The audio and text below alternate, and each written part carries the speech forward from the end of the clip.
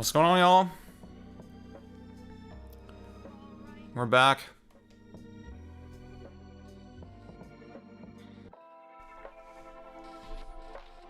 Give me 1 second. Huh?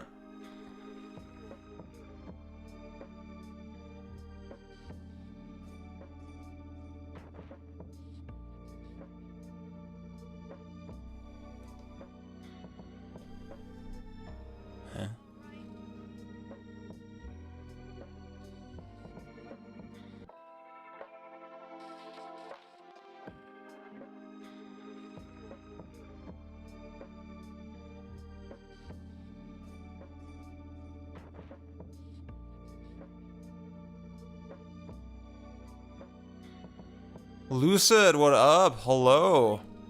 What's going on, dude?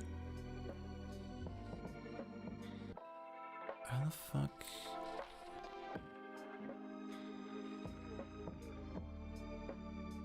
Okay, I'm doing my usual thing where I need to test if the chat works. Give me 1 second. Hell yes, brother. Hell fucking yes, brother. Oh, beautiful. You're not getting it. It's not clocking to you. It's not clocking to you that I'm standing on business, is it?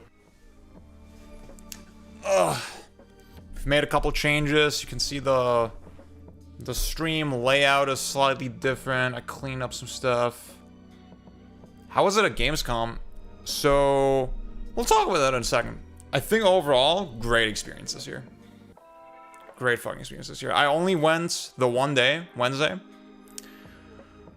For a bunch of reasons, we could talk about that. But was very productive for me. Very, very productive. That's the best way I can put it. Man. Very productive. Congratulations! Congratulations! Congratulations. I realized I need to use the soundboard more.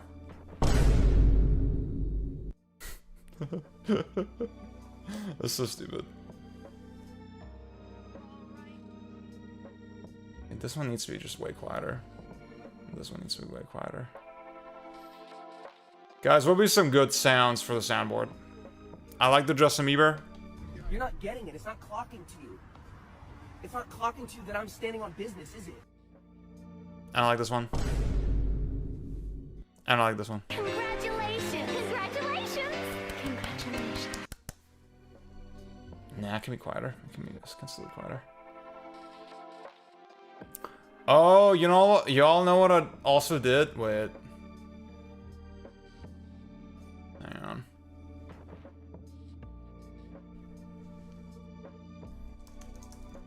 I need to make the tweet.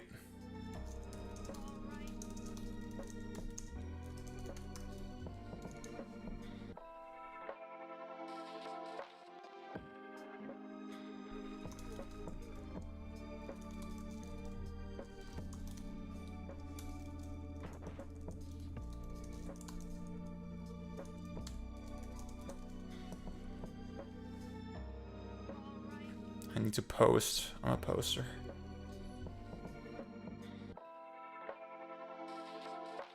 Wolf, what up? Hello. What's going on, dude? What's going on, my man? Sorry I missed you earlier. It's good to be back.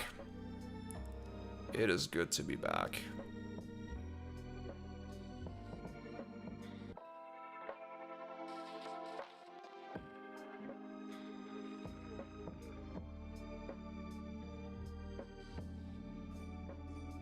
Just do that, right? Bam. That's good.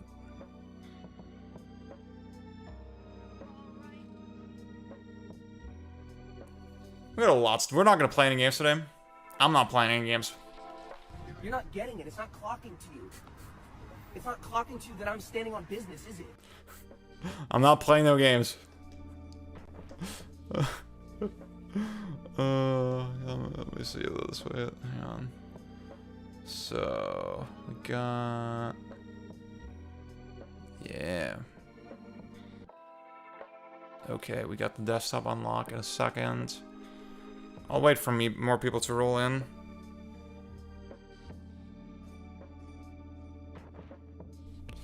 Okay.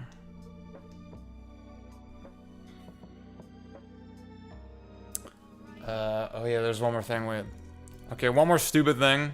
One more stupid little... Again, we're always updating, we're always improving, we're always tweaking the setup, you know. You know what it is. Wait, do I have the Twitch alerts? Yeah, I do. Okay. I got some Twitch alerts. I've upgraded the setup.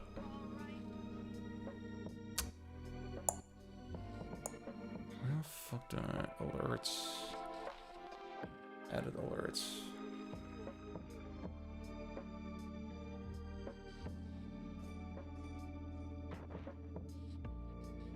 How much does the Earth cost? I'm gonna buy the entire Earth and be king. Oh, wait, I should... Hang on. Give me 1 second. Why do I have... Hello? Hello, hello? Hello, hello, hello? Why do I have 2 of them? That makes absolutely no sense. Oh. Oh.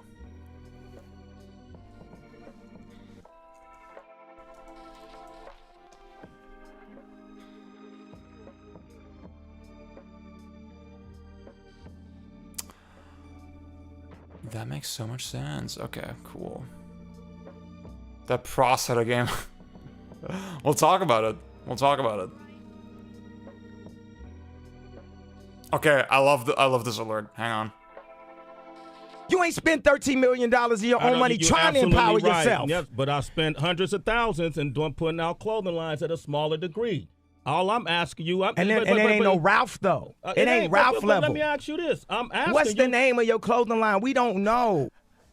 What's the name of your clothing line? We don't know. God, dude, he used to be such a fucking... Oh, he used to be such a legend. God damn it, bro. How far we've fallen off. It is truly sad. It is truly sad.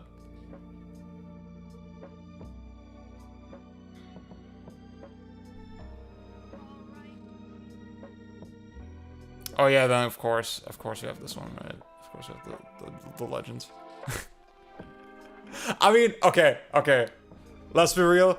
The way he talked to Sway there, he was a fucking asshole, right? I'm not pretending that he wasn't. It was really stupid. But like it was the bipolar. I feel like. It was bipolar maxing, you know?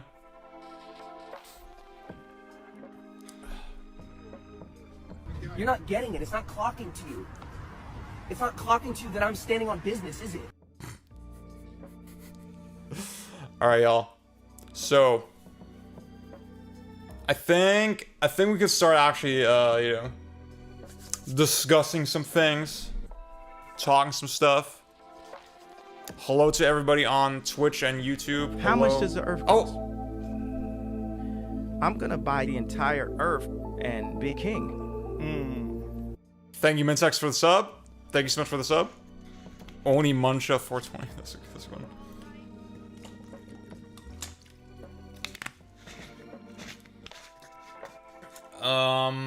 Yeah. So I was at Gamescom Wednesday. Hello, Yulei, what's up?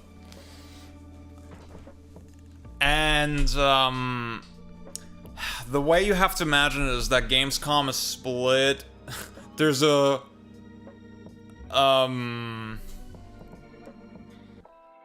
it's a class-based society, basically, right? There's the trade visitors, and there is the private visitors. It's not like other conventions like in America where or well, I guess E3 back in the day, right? It was very specifically for people in the industry, somehow involved with the industry. If you're just a fan, gaming Ashton Kutcher, that's crazy. What's up? I've been called that. I've been called, oh my god, it's crazy. there was like just these two random guys on the bus. Yeah, I was like with a couple of friends, and like they were from university, and we were speaking English. Obviously, I'm in Germany, right? This is already uncommon. They were listening to us speaking English. They replied in English, and they were like, "Yeah, you kind of look like discount Ashton Kutcher." That's what that guy said. I was offended. I was offended.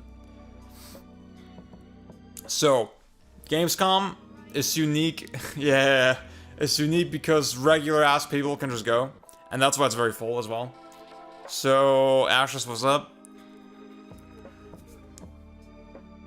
Now, on Wednesday, the idea behind Wednesday is that it's just for trade visitors. But even, it's funny because, like, I think at this point, what up? They've introduced a system. We'll talk about Onimusha for sure. We'll talk about it. They've introduced a system where you can get in, even as a regular person, from 1 p.m. onward. On Wednesday. So it's really tricky. My plan was like, okay, I need to get in super early. I live pretty close by to the Gamescom premises. I'll bike over like before 8 a.m. GK, what's up? You haven't missed anything yet. I'm just talking about the Gamescom experience generally so far. Knubba, what up? Where you at? By the way, it's Knubba's birthday today. Everybody say happy birthday.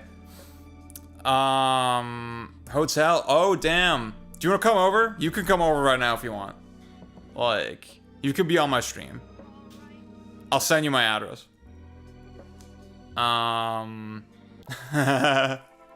That's the thing. So I was really not doing anything Gamescom related today, right? I was not out with the boys. I was out with the boys like all day yesterday. And like a little bit Tuesday. But yeah, so again, my plan was get there early before the regular people show up. And I did get there super early and I got in pretty fast. But even then, there's still a weird system where like, okay, even if you're a trade visitor, you can go to all the areas, but then you still need a special appointment for some things. You still need like PR contacts and that sort of shit. And it's so fucked up because like you're paying a huge amount extra for this ticket. And then still, it doesn't guarantee access to really important shit, right?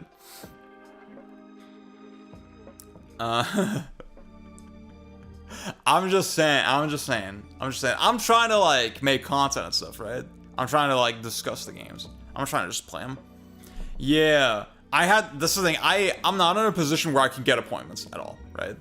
So, for me, it was just not, after Wednesday, it was not worth going at all. Wait, really? What? That's crazy.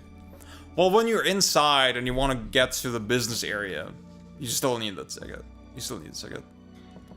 Also, I guess... Oh, you can probably still leave, right? You can... Okay. That's pretty cool, though. That's not bad. Anyway. That's why I very early on, I determined, okay, Wednesday is the only day that will be worth it for me, and it was worth it. I played a fuck ton. I got a shit ton done, and I'm not gonna go into, like, details on, like, how I did it, but, like, Capcom, I was not supposed to get in there. It was supposed to be only for press, and somehow I, like, through a fucking insane lucky streak and, like, the kindness of some good people, I'm not gonna say any names, not gonna leak y'all, I'm a Pragmata influencer.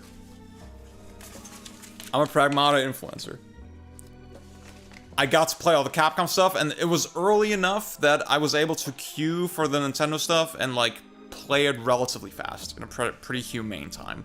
Usually at Gamescom, when you're dealing with the private visitors, you're waiting for fucking hours to play anything. And it's such an insane concept. Like, I feel like this would only work in Germany. Anyway. The full list of games that I played. Let me give it to y'all on screen.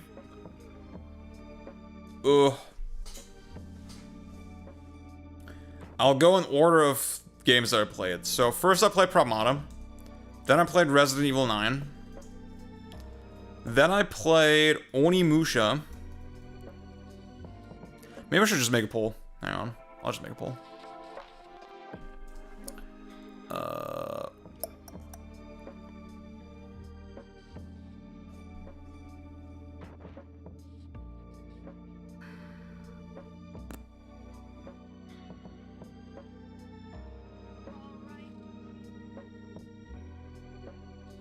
Okay.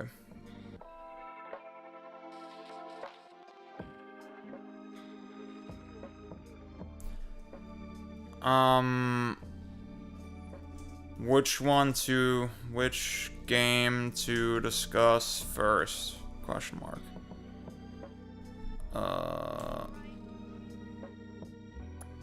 Resident Evil, no wait, Pragmata was number 1. RE9. Onimusha. The Fritos, what up? You're gonna get some Pragmata impressions. Let me tell you that. Then I played, I think the next thing I played was Metroid.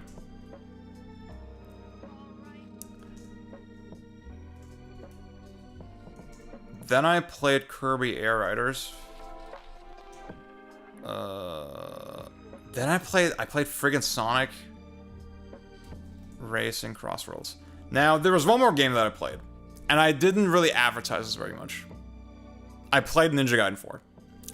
And I have a lot of complicated thoughts about this one. I'll put it on the poll. You can hear my thoughts on Ninja Gaiden 4. I'm willing to talk about it, but I'm not going to make content about it.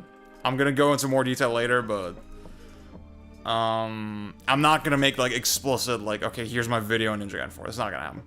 But I'm willing to talk about it today on stream. So, did I play anything else? I think that's it. Okay. Enable poll. Okay, you can type your preferred game in chat. Type the one you want to hear first.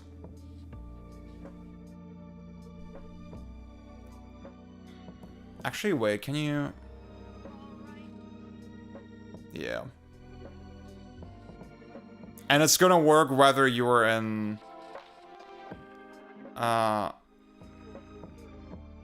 Oh, GK, I was about to say, you can vote as well. You can vote on YouTube as well. You can vote on both YouTube and Twitch. I got the fucking tech, dude. I got the friggin' tech.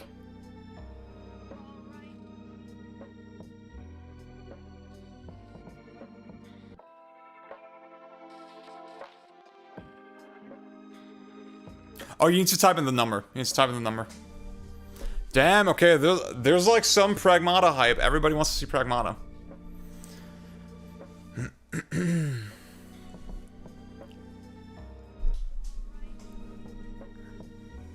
Okay, cool. Okay, I'm kind of surprised.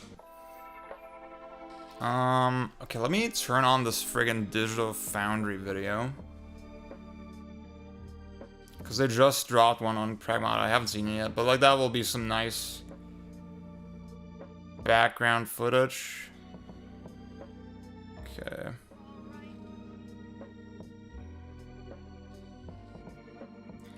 I did not play it. I think that was at Gamescom.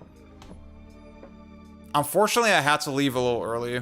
Majin, what up? I guess, like, that's the thing. By the time I left, it was really full. There was a lot of private visitors. So...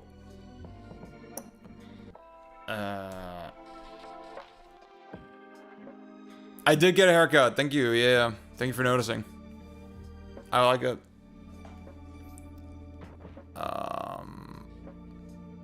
So by the time I left, it was already kind of too late to like really go around, try to play anything. It was way too tedious. I would have... That's the thing, I could have tried like the next day to get in really early and then play some stuff, but like, Okay. Let's start with Pragmata. Let me consult my notes as well.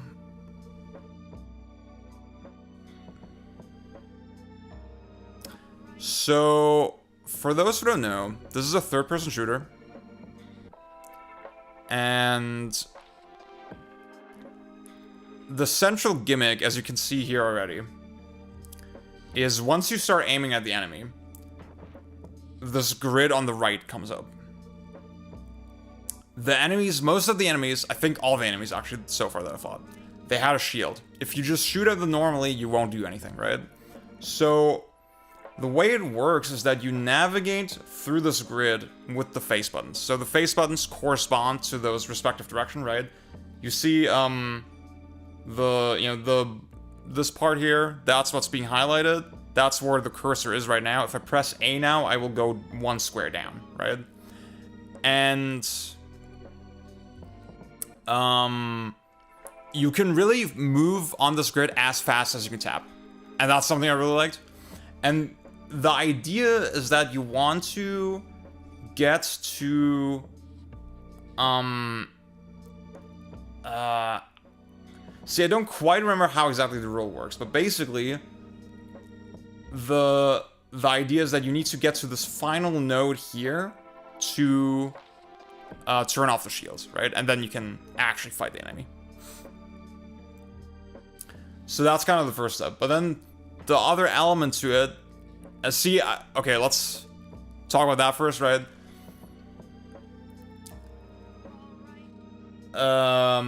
This is nothing too crazy, right? Like, you would assume, okay, I start here on the top left, and I want to go down here to this green part. And once again, it's like 1, 2, 3, 4 clicks, button presses, and then you're there, the shields come down, you're ready to fight.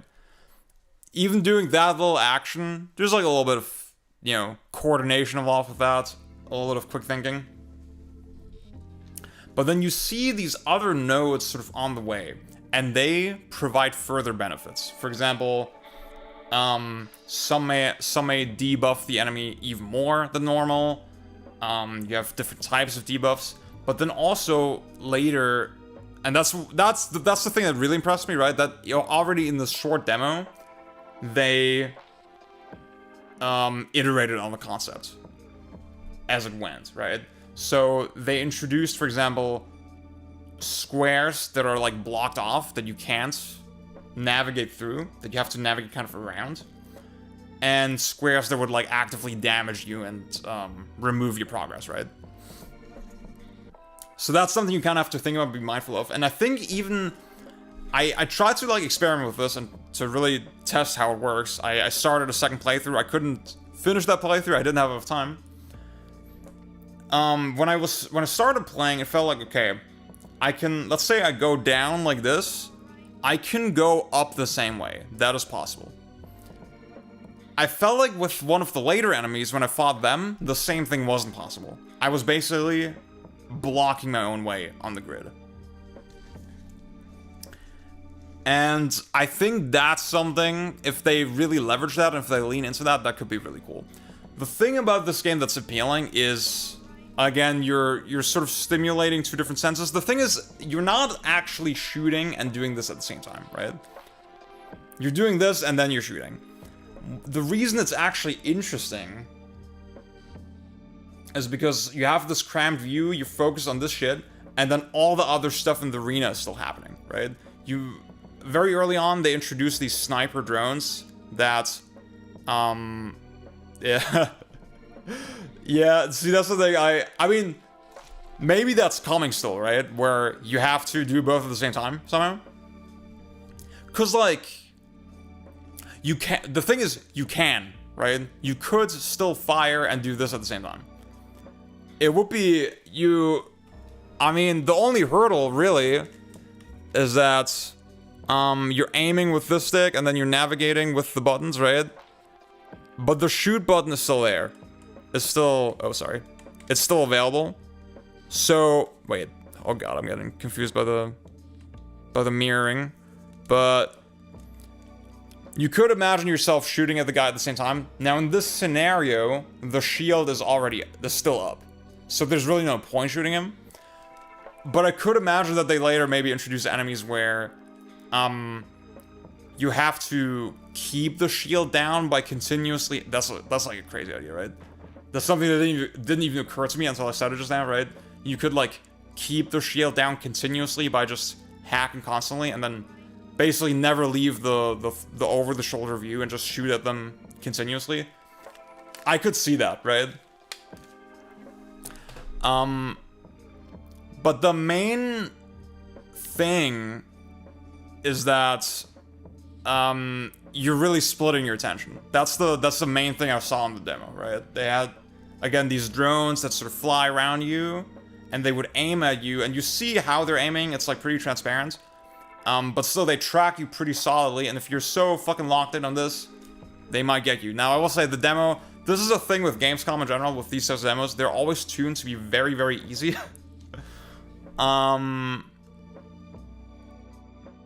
So, I don't think that that's representative of the actual game.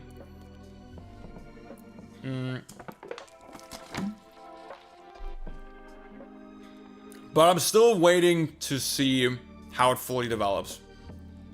I guess what I'm trying to convey right now is, like, all the mechanics that you see here, they seem very scalable. It seems like you can very easily imagine more ways to use it, more ways to, like, expand on it.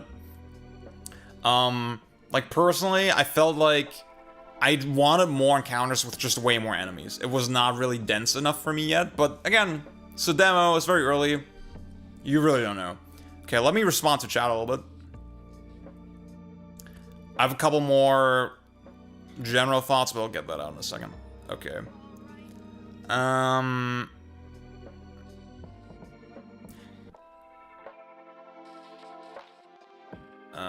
Do you get evasive moves as well? You have a dodge, yeah. And it's, you have stamina. You have a stamina bar that governs both your hover in the air, you can hold the jump button and hover, and you can also dodge. The way it was tuned to the demo, you could dodge twice before your stamina ran out. But then the stamina cooldown is pretty quick. It seems pretty well managed. It doesn't seem all that overbearing, in my opinion. It's just a little thing you kind of have to pay attention to. And I will say in general, the game is weirdly responsive. Like, you're playing a very heavy-looking character, but all the turning is very instantaneous. It's the most sort of... It's not like Resident Evil 4 original level of sort of digital movement. It's not like that. It's not like DMC4 or something. But it is much closer to that than, I would say, like DMC5, even RE4 Remake. It's a very responsive feeling game. It's very... I'm gonna say the word. It's very arcadey in that way. So far, no. So far... Well, oh... Actually, no. That's stupid. You do more damage with headshots. Yeah. So far, you do more damage with headshots.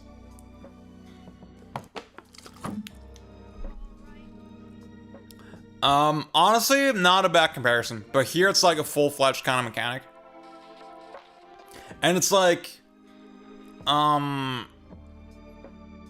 You know, it's not the same motion every time, right?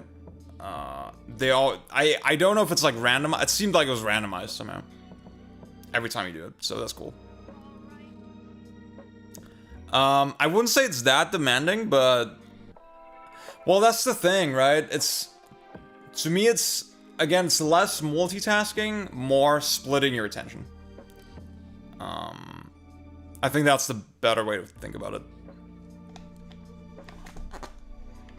So, a couple other things I noticed. This... You see this, like, yellow kind of orb. This is what is called the stasis net. This is the weapon that he's using here. This shit seemed insanely strong.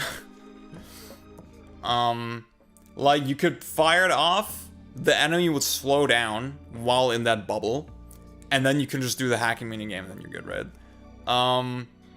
Like, this shit, again, the way, the demo that I played, it seemed way too fucking powerful.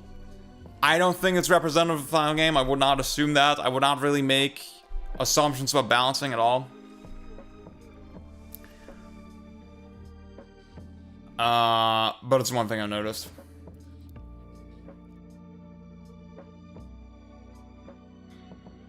Oh, they're talking about the RT and the DLSS. So sick, dude. Bokimi, what up? Okay, I'm waiting to see this maybe in the footage. I think this is the boss that I also fought.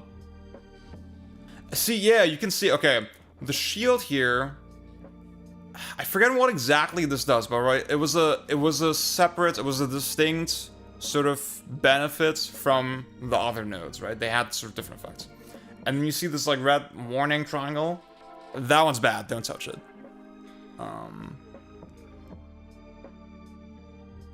And then, oh yeah, actually about one of the earlier questions, right? So the shield comes down, but then specifically this part is the one that's vulnerable. So you kind of have to, and the timing on that was pretty tight, I felt. I didn't have a lot of opportunity to take advantage of this. So ideally I want to position myself in a way where I'm already ready to fire this thing, at this tank. Yeah, they do. You already see it here, of course, yeah.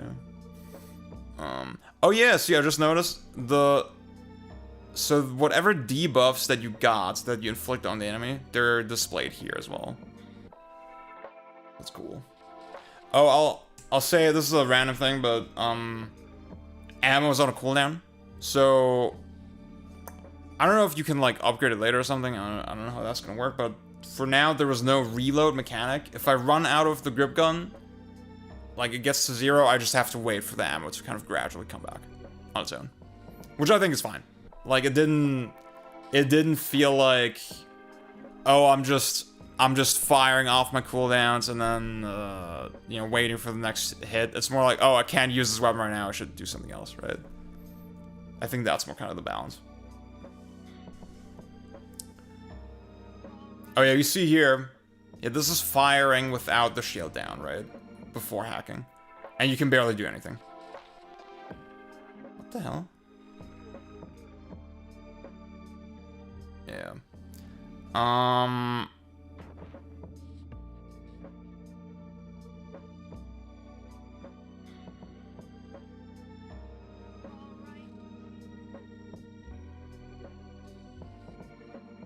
Let's see. Okay, there's one more thing I want to show y'all. Yeah. So they have these like blue pickups, which I think is like health or something. I'm not sure anymore, but or it's like currency maybe. The thing is, this is like the perfect shot. You can see they place it in a way to like guide you down here. So it's both an actual thing that's useful to pick up, right? But they use it for player guidance, sort of like old school Mario and shit, right? And when I discovered that like, okay, that's how they're designing the levels, kinda, I don't know, something in my brain just clicked. I was like, oh my god, this is sick, right? This is a real ass video game. It is. I do think there's something kind of annoying about calling everything gamey or arcadey or whatever, right? Or old school. But in that moment, I was like, okay, this is real shit. This is for actual sickos. Because again, this like really highlights the artificiality of the world in a way that like there's no reason for the shit to like be arranged in a way that is like useful for navigation, you know? It's purely an aspect of the fact that it's a video game with no rational explanation. Yeah. And again, I will say for me, the fights were just a little too easy, a little over too quickly. But again, I'm very much willing to believe that's just a product of this being a demo. Yeah, I wonder if the meta of this game could be that like at sometimes you want to shoot and hack at the same time. I could totally imagine that. Now, honestly, when I was playing it, I was really hankering for gyro. I thought, cause like doing the hacking with the face buttons and then aiming like this, I feel like that would be sick as fuck. That makes too much sense. And like I could feel my hands wanting to do that, and I couldn't, right? It was not in the demo. But Capcom usually, they're pretty good at gyro on PS5, so they have their own functions. They have, so the X button is for jumping. The circle button, I think, was for using health items. And then triangle square. Control-wise, it's very simple. It's very stripped down. in terms of like button layout. Yeah, I hope it's short. I feel like it's gonna be a short one. Something tells me they kind of know what to do with this one. Yes. Yeah. The face buttons, while you're hacking, they exclusively do the navigation. They exclusively handle that. So, do y'all have any more questions about Pragmata? I'm gonna run the next poll for the next game. Oh, whoa, wait, why the fuck? Wait, end poll.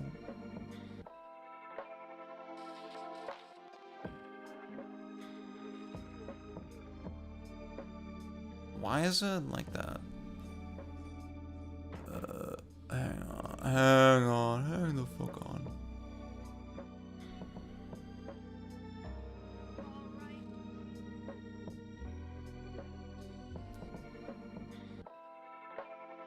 What?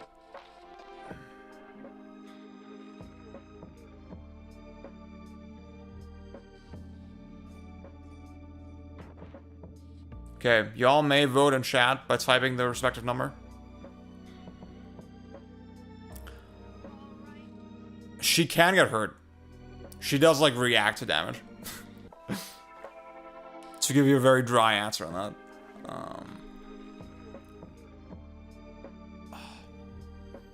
Damn, the streets want to see Onimusha. Okay.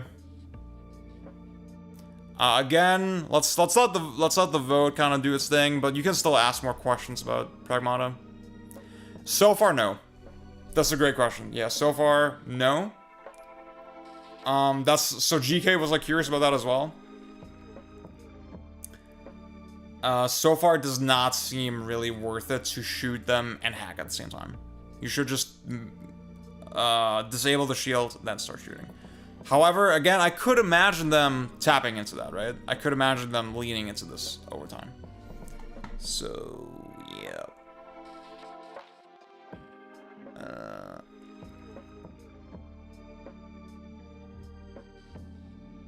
Okay, do y'all want to do Onimusha? I guess so. Yulia still wants to see RE9. I'm sorry, baby. Oh my god. Okay, y'all. It's kind of close, but I guess.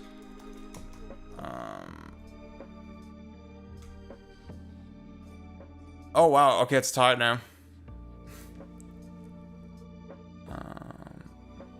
I think this was pretty straight gameplay.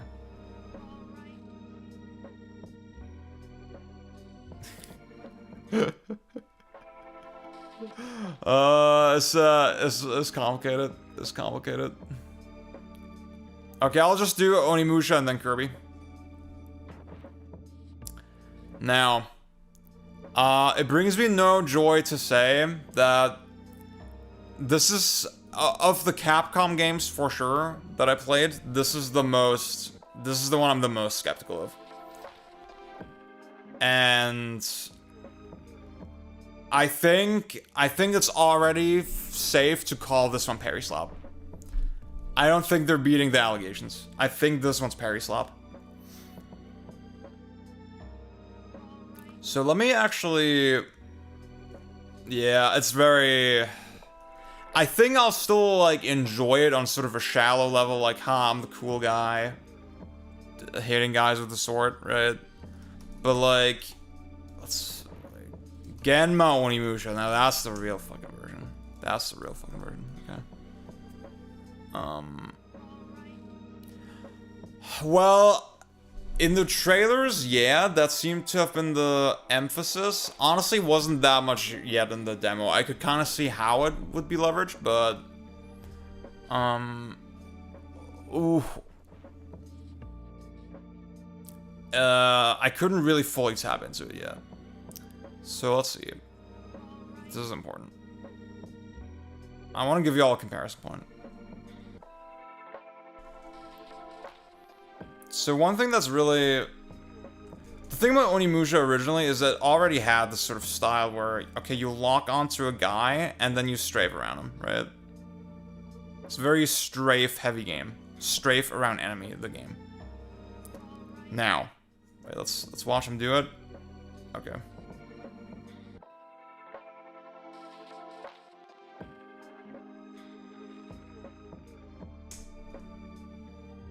Okay, so he's gonna move laterally, or maybe not. OG Souls comment, that's so fucking true. Okay, you saw it there, right? When you start moving in any direction, it's always with these big sort of sweeping steps.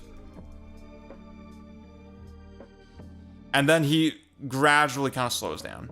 And you can sort of zigzag and go in and out. The way I would describe it is that it is a game about darting in and out of range. And like playing with that spacing, like very actively, very consciously. That's what, to me, that was always the core of Onimusha. And like this game, it had a parry, and it had a block, and the block was very powerful, the parry was very powerful. Not saying that. But, I mean, at least the way the parry worked, right, is that you basically have to stand still and then press the attack button just when the enemy is about to hit you, and then you do this, like, insane counter, and you could, like, chain it and stuff. It was pretty fucking insane. But I think just from that description, you can already tell, okay, I had to put myself at risk, right? I had to, again, leave myself open until the final hit, and if I miss it, I get hit, right? Those are the two outcomes, right? You could still say, well, if I learn the timing, then I'm gonna trivialize it, blah, blah, which I think is, like, sort of fair. This is not, like, the greatest parry of all time. Isten is back, but it's not even the issue. It's not the issue. This is not the greatest parry of all time, but, like, it also, I don't think it's, like, game-bustingly detrimental. So, there's two problems with this new game, in my opinion, the way I see it. Number one, no movement. It doesn't really have the same emphasis on spacing and movement. Not at all. The movement is very constant, very, like, measured in terms of its, pacing. I think you can multi-isen as well. However, I didn't manage to do it. So, couldn't tell you. I did do couple isens. Like, singular isens.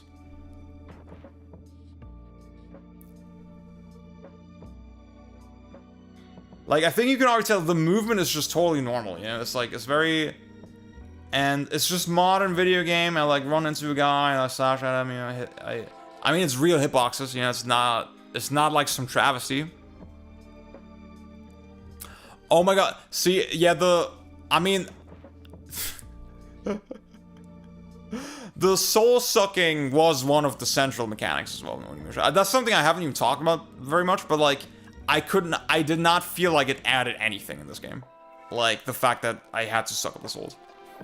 I never really had to think about it. I never really had to think of the position of the orbs in the arena at all. That was not really a thing at all. It felt totally, vestigial with the way it was implemented. So, the spacing is not really there, right? It's not really, like, I'm carefully really managing that shit. So what tools do you have instead, right? Well, I think you just did it, actually. There's 3 types of parry now. 3 different types. There's the Isen, the one that I described before from classic Onimusha. That's in the game. There's what they just call the parry, where you press the block button just before the enemy attack is about to hit. And, you know, if you press it too early, you just block. If you press it late, you get hit. And if you press it perfectly, then you do a bunch of stamina damage on the enemy. Yes, there is a stamina mechanic, sort of like Sekiro. So that's whatever. But then there's the deflect. And the deflect is the main one that I'm, like, kind of baffled by. I think he does it here. So, he holds block, and then when the arrow is about to hit, he's gonna hit the interact button, which is X on PlayStation. No, there's no magnetism like that. It's not like magnetizing you to enemies. It's not that bad, but it's not like you can really like play with the spacing. You know, it's not like it really matters all that much, right? I'm gonna explain more in a second. So watch this. He does the deflect, and then the arrow. I mean, when I first discovered you could do this, I thought it was kind of sick, right? He deflects the arrow, and then it goes back the way it came. And the game leans on that the more you kind of go. If an enemy attacks you, for example, in a melee situation, the deflect will redirect their position. There's enemies later, let's see if we can find it, that will charge at you. I think it's those guys, yeah.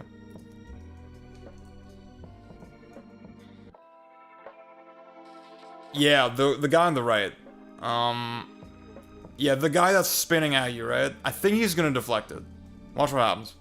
Boom. Actually, wait, did he do it properly? I think so, yeah.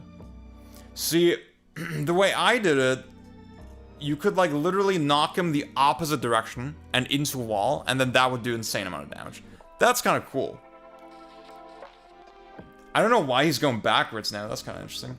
And like you saw, the enemies also took damage when he did that. The other enemies. Look at that. Bam. I think that's sort of what that's sort of the experience that the game is aiming for. I think that is an interesting idea. However, the deflect is an option select. So what I mean by that is that, okay, your whole block, right? And you press the button, and like that by itself, it does not like invoke an animation.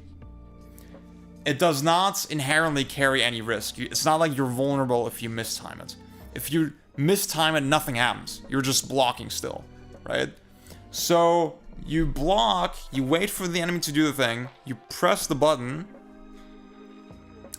and either you get the deflect with like its crazy benefits. Again, you do stamina damage, you knock the enemy off balance, you open them up for attack, you maybe knock them into other enemies, all this crazy shit.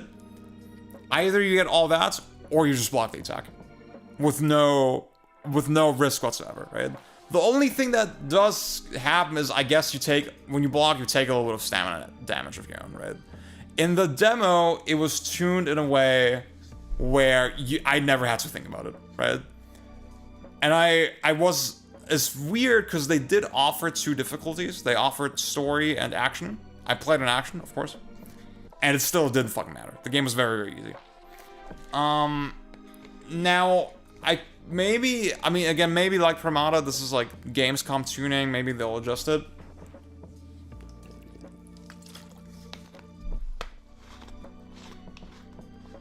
But honestly, yeah, see, Majin, that's a good point. The fact that it's so tucked away, to me, feels like this probably doesn't fucking matter, you know? I would be the thing is, to me, the only way to balance it is if my block breaks in like 2 hits, right? If I can block 2 attacks and then I'm cooked, then I think it's fine, probably. But the way it is right now, you can just block all fucking day. And then wait for the deflect opportunity, and you get so far with that. And see, it's funny because like when I explained this to a bunch of friends, they were like, "Well, in Onimusha original, you could also just block all day, right?" Well, if you block all day, that doesn't get you anywhere, right? You still need to attack at some point, right? You still need to incur some kind of risk. Here, that's not the case, right? Here, you're hiding behind the block all day, and you still get the benefit of deflecting, right? So, I don't fucking know. And you get to this boss later, and the boss, for me, highlighted a couple things. I mean, one good thing, sort of good thing, is that it didn't seem like you could cancel easily out of a combo using defensive actions, right? It's not like a modern Platinum game or something where... oh wow, the fuck? I think that was Isin, actually. Yeah, I guess maybe Isin is like... You can just cancel out of recovery that way. I guess that's fair, that's fine. Yeah, dude, that's crazy. What's up, Dennis, by the way?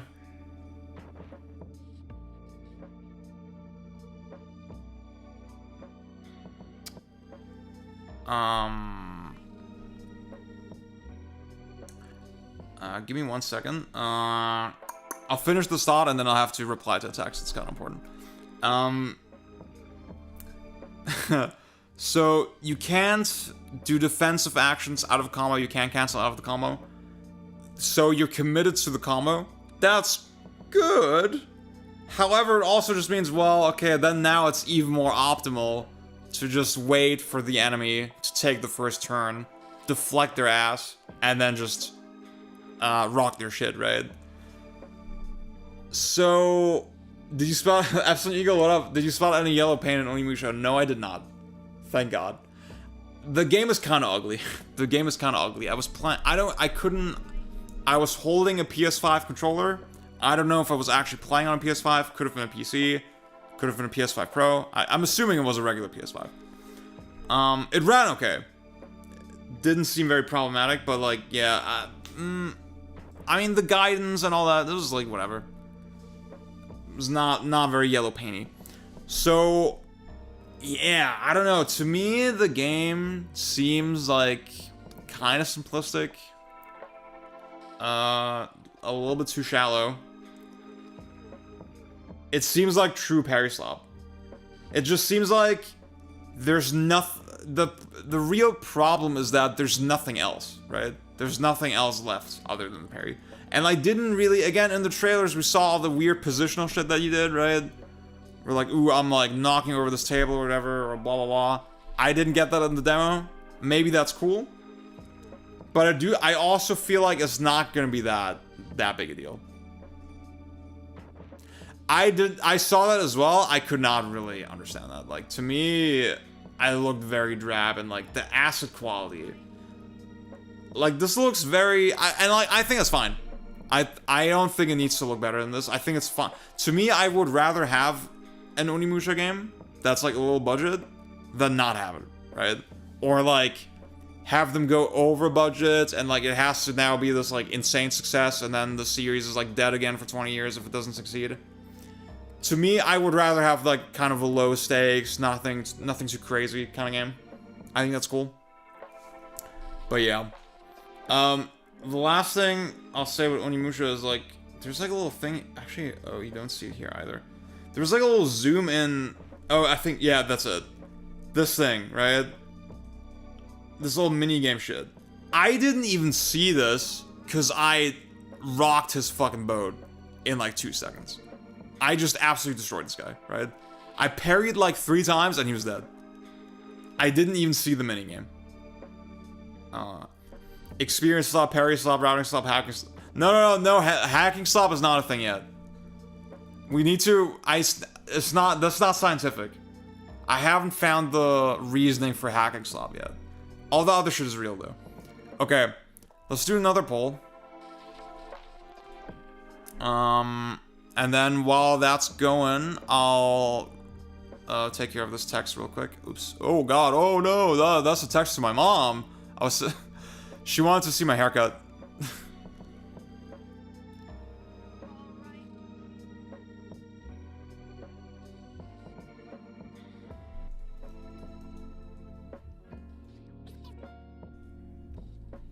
That's funny.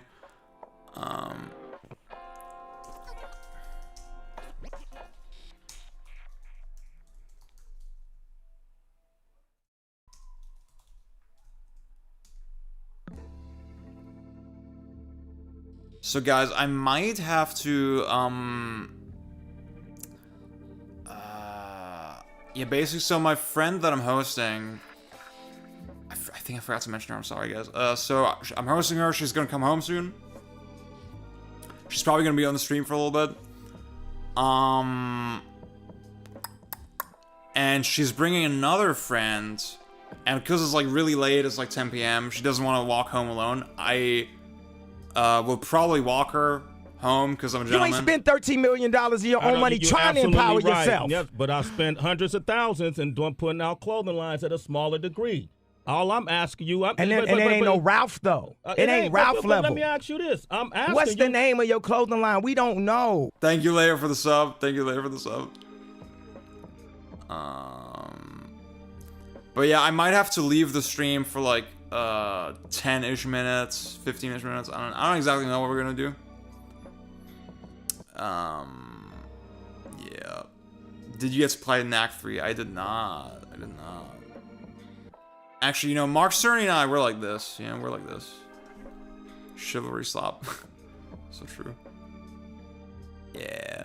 See, I don't, the thing is, I don't know if her other friend is, like, comfortable with being on stream, so we'll see about that.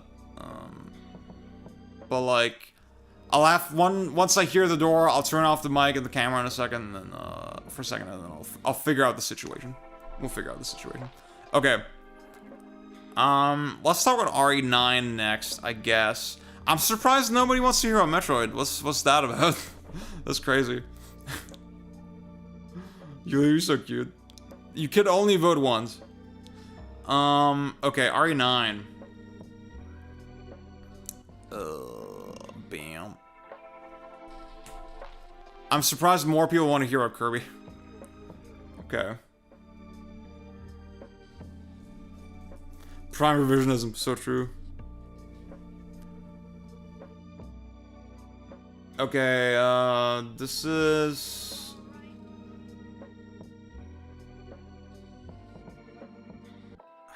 No. I was like struggling to find a demo that's like... See, so the demo does give you the option. Y'all watched Maximilian Dude's video on this probably, right? He talked about it. It does give you the option between first and third person. I tried third person a little bit. What the fuck? Why can't you just do... Okay. So, the demo starts. You're asked, blah blah blah, there's two perspectives. Do you want to change the perspective? And then it says default first person, right? So that implies the change would be to third person if you do that. That's how they're labeling it. Now the question is, we still don't know. There's the prevailing theory that some sections will be designed for first person and some sections will be designed for third person. And there's this rumor, and like, I mean, I can talk about it, right? I didn't sign shit, right? I don't have a relationship with Capcom or anything. I can just say it. The big prevailing rumor is, and I didn't hear anybody verify this. I don't know anything. I don't know nothing. Nobody told me this, right? I just read shit online. The prevailing rumor is there's two playable characters, Grace and Leon. And I think Dusk Golem that's Dusk Golem actually. He didn't leak it. He said that's his theory. His theory is Grace is designed to be first person, or defaults to first person, and Leon defaults to third person. That was speculation. That part is speculation. The fact Leon is the second character, that seems pretty much confirmed, right? Yeah, I'm sorry, guys. Again, Onimusha, very skeptical about it. I don't think, I think it's gonna be kind of slop.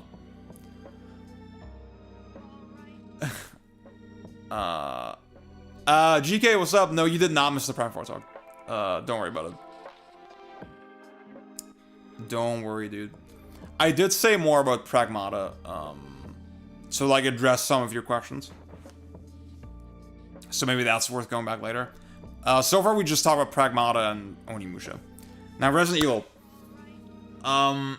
Again, with the way they framed it in the demo, they said first person is the default. They did not specifically say first person recommended for the scene.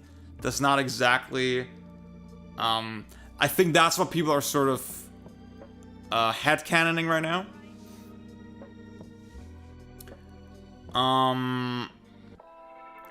But in practice, that's not how the demo worked. I will say, I mean, the big argument is like, well, what the fuck is the point of playing as Leon if you can't see him, right? Now, my friend that I was playing with, he was playing next to me mostly in third person. So I decided to be clever and play in first person, right? I was like, okay, I'm gonna stick with the default. I want to see the default experience. So you get going, and you're in the small hospital, like pseudo hospital area. It's these looping corridors, and eventually you encounter this monster. And I don't think it's the one from the trailer. With the trailer, people speculated, okay, is this Lisa Trevor from RE Remake on GameCube? I think her being back would be very plausible, right? See this, like, yeah, this is a very common theory. Now, I think this face, I think that is, wait, let me, yeah, that's the face from the demo, right? People are like, ooh, is this Lisa Trevor? Well, definitely not Lisa Trevor, right? Oh, see, I think, babe, I wanted to show you, but you went to sleep before I could show you. I was like so excited. Okay, you need to see this part. It's really important. Wait, let me. For those who don't remember, in RE1 Remake,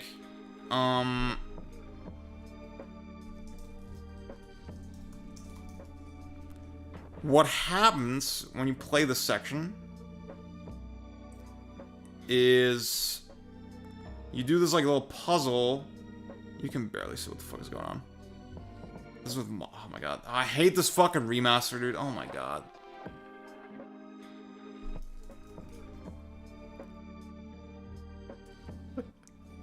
They're both monstrous. They're both very monstrous. Okay. Hang the fuck on. Hold the fucking phone. Oh, okay. IGN coming through with the good footage. Look how much better this looks than the remaster. Oh my fucking god. Okay, you do the puzzle, right? And then what happens? Lucy, what up?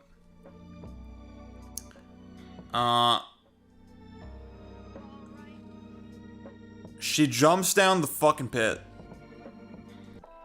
And that's the last we saw of her. Oh yeah, that is a good channel. I know the one you're talking about. That's the last we see of Lisa Trevor. So it would be plausible for her to come back in this game. Obviously, this is like such a celebratory callback kind of game. Wrap-up game for the origins of the series. I mean, it's literally called Requiem. Wait, is that a thing? What? Really? No, what the hell? Dude, clearly I'm not caught up on my Resident Evil lore. What the fuck? Umbrella by Rihanna. When the sunshine, we shine together. And I'm happy here forever. Then I'll always be your friend. And then I'll stick it out to the end. Now there's raining more than ever. Now we're each other. You can stay under my umbrella. You can stay under my umbrella. Ella, Ella, under my umbrella. Ella, Ella, Sorry, I'm so annoying. I mean, this shit's not canon, right? This shit's not fucking canon. Oh, I don't remember that, dude. It's been so long since I played it. That's not canon. This is not canon. No. See, I mean, the canon of Resident Evil makes no sense. This has been pointed out a couple times at this point, but like, there's like, yeah, there's like certain things that are not consistent between the remake and the original game, and they're both referenced at some point later in the series, right? So it's not like logically speaking, not all games can be part of the canon. And yet, Capcom, they just pick and choose what's canon, right? Like, they pick and choose between individual events. So, I don't think this means that she's not in this game. But, like, this is not her. This is just a different creature. So, You have this, I don't think even Bjorn knows. So you have this stealth off. You have to walk away from her. The running is, you're not very fast. And it's basically, the thing is when you first meet this creature, she blocks the way. She blocks where you actually want to go. So the way it plays out is that, you backtrack to a lighter area, to a lit area, I should say. Wait, I didn't get this cutscene. I didn't finish the demo as well, right? I ran out of time. So I don't fucking know. There were some, like, weird kind of event triggers. It was like, okay, do this, like, arbitrarily go back to this location, and then a new thing will happen, even though you didn't, like, do anything to prompt it, right? That was, like, a little annoying. It's, like, very adventure-gamey. But yeah, you go to a lit area, and you realize, okay, this creature, it can't enter the lit areas, and then it will, slip into one of the holes in the ceiling. And then emerge somewhere else again, right? So... Oh, wow. Wait, what does she do here? What? Okay, that's an interaction I didn't see. Oh, yeah, Grace, so the main character that we play as, her mom is, like, killed at the start of the game, yeah.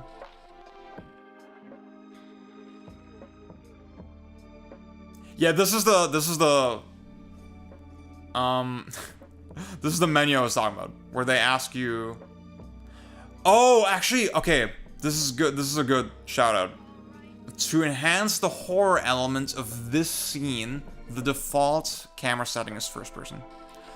So actually it is, dude, I don't think, is that how they worded it in my demo? Probably, right? It must have been. I don't quite remember. I don't remember it being like this, but I think that's probably how they worded it. So you know what? I think this does lend credence to the idea that it is scene specific. It is designed to be scene specific. They're gonna have scenes where they say, to enhance the action of the scene, the default camera setting is third person. I think that's how they'll do it. I think that's the idea. Now, you do sort of have, I mean, it's sort of reminiscent of like Jack in RE7 at the start, right? Where you also go to one location, he blocks you, you go back, you wait for your opportunity, you go in. It's sort of that dynamic. I think this, Max in his preview, he said he got the sense that this is more genuinely AI driven. Kind of like Alien Isolation or Amnesia the Bunker. I didn't feel that. I didn't feel that yet. I think the space was just too small. It was too confined. It was too cramped to really get a sense of that. It really was, okay, this path is like linearly blocked now. There's no other way to get here, so I literally have to wait for the creature to go somewhere else, right? It's not really all that complex. There was one little interaction. Maybe we can find it. Oh yeah, see, there's like, I think literally in this room, I was in this room, and there's like a card on the right side. And you can move the card, and it's sort of a physics object, right? It like rattles around, kind of, interacts with the environment a little bit. And you can actually hide behind it. You can use it for cover. And that's not like some crazy fucking stealth mechanic, right? But it's something, you know, it's clearly there are systems in this game. So all this doesn't sound that great, right? But it's like, I wasn't mad at it. I thought it was atmospheric. I thought it was like kind of scary. I thought the close-up again at the start, I thought that was pretty impressive, just how close the camera gets. I thought it was cool. Honestly, this is better than anything in Village, as far as like a set piece, as far as a linear set piece goes. So, if, like, let's say Requiem comes out and you have your Leon action scenes, and then it's interspersed with this kind of stealth, I don't think I'll be upset. I think I'll be okay with it. That's funny. Also, yes, I think this is like literally the beginning of the game. Kind of like RE7 again, right? So, yep. That's RE9. If you have any more questions, let me know. But for now, I shall run the next... Oh yeah, we got Air Riders, right? Air Riders was the next thing. Okay. Air Riders. I think this one, honestly, I don't have that much to say about it. It was just really a really good time. The big thing about this one... this game is wild. Yeah, it's time for some real fucking gaming. Now, okay, my feeling on original Air Ride is that, honestly, City Trial, to me, always, it was a little too sparse and a little too aimless. I didn't find the process of, like, looking for the upgrades that engaging in the original. However, I consider this, like, not a full Sakurai joint. He literally worked on this game for, like, 4 months or something, right? It was like, this game had a weirdly, like, troubled development, and he just kinda, he was the closer, basically. And still, you see his unique identity in the game, and I think that's why it's such a cult classic now. Even though I didn't super mess with it, I didn't play as a kid. I found it really funny that he kept saying, wow, this game is really fun. He's right, it is fun. The big thing is that, oh my god, the City Trial, they go from 4 players, max, to up to 16 players. Up to 16 players on a single map. It is instantly so much denser, so much more chaotic. Oh my fucking god, I could not believe it. I played 2 rounds. It was a very controlled environment. Nintendo, they were guiding us through the tutorial. They said, like, yeah, you gotta do this and this and this in order, and then we play 2 distinct, like, multiplayer City Trial games. I played as Knuckle Joe, of course. Knuckle Joe, he's the man. I do think the fact that you have different characters seems like kind of significant. Knuckle Joe had this thing where he would just auto-punch everything. The punches were not that strong, but in the more combat-focused things, that could be meaningful. See, Lucid, that's a great question. I've been trying to find that out.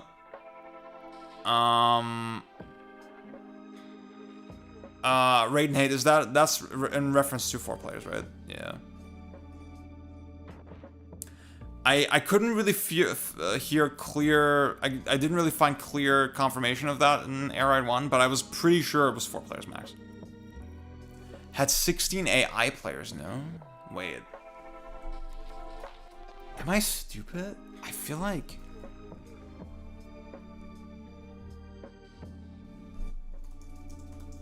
I don't think so, dude. I don't think so, bro.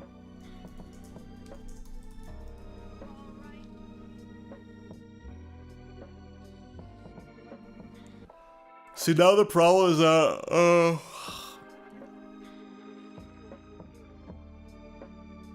now the problem is that, the fucking... the Air Riders is like killing the algo.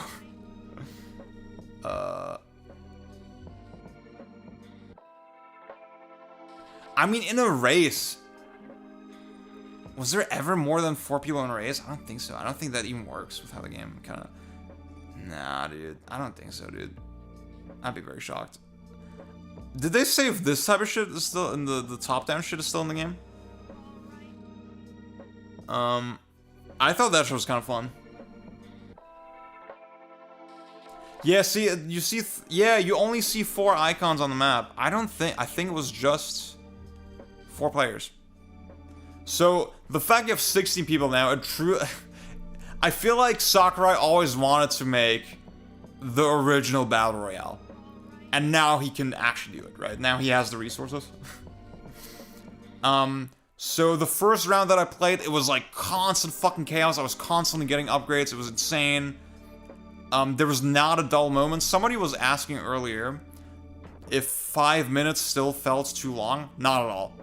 I felt that exact way about Air Ride 1. Did not feel that with this game. In my second play session, it was less chaotic. There was a lot less going on. It was more exploratory. I was kind of, you know, trying to find my way around the map. I think there's still the slight issue that, like, okay, you have a specific point of interest, like on a rooftop or something, and you just don't know how the fuck to get to it, right? And it's sort of weird to figure that out in the limited time that you have. I think that's the sort of thing will just get better with map knowledge. It will become less of a problem. In the demo, I did find that a little frustrating, because I was like, I just really want this thing before it disappears, and I just can't. Again, it's not like I'm going up this building, like, mechanically. I have to find the one specific path to it. It's still very much like that, so...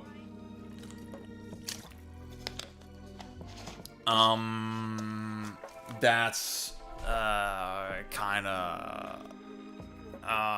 not a problem, but, like, definitely something you need to get used to.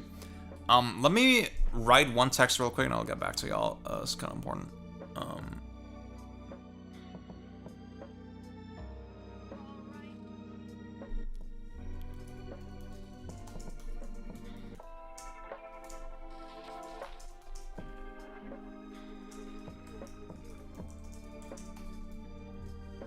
Okay.